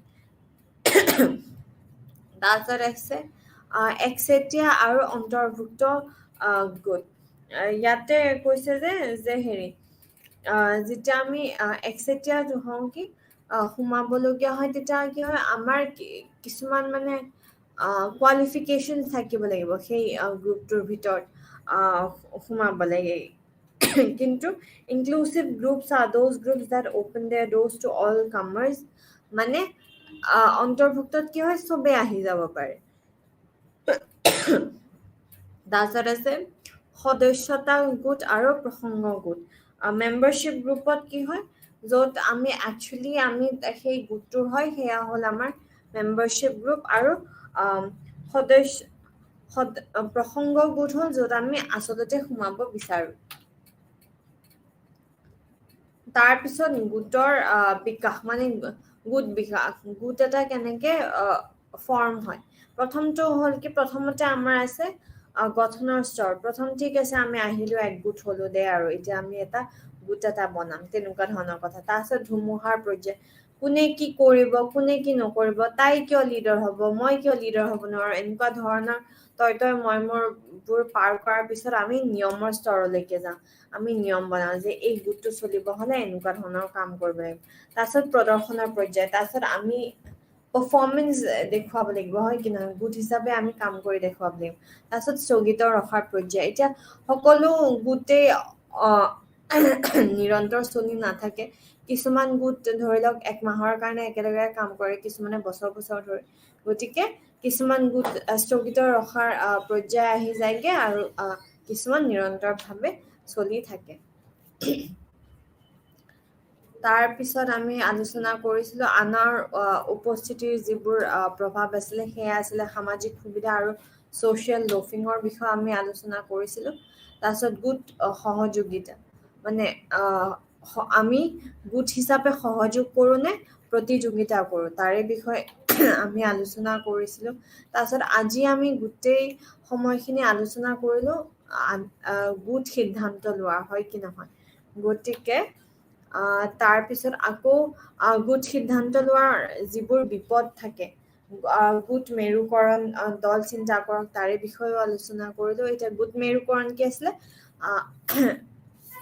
গ্ৰুপ পলাৰাইজেশ্যন আৰু এইফালে দল চিন্তা কৰক কি আছিলে গ্ৰুপ থিংক আৰু এই দুটা বস্তুৱে হানিকাৰক হয় এটা গ্ৰুপৰ কাৰণে গতিকে দুটাক আমি কেনেকে হ্ৰাস কৰিব পাৰো তাৰে বিষয়েও আমি আলোচনা কৰিছো আজি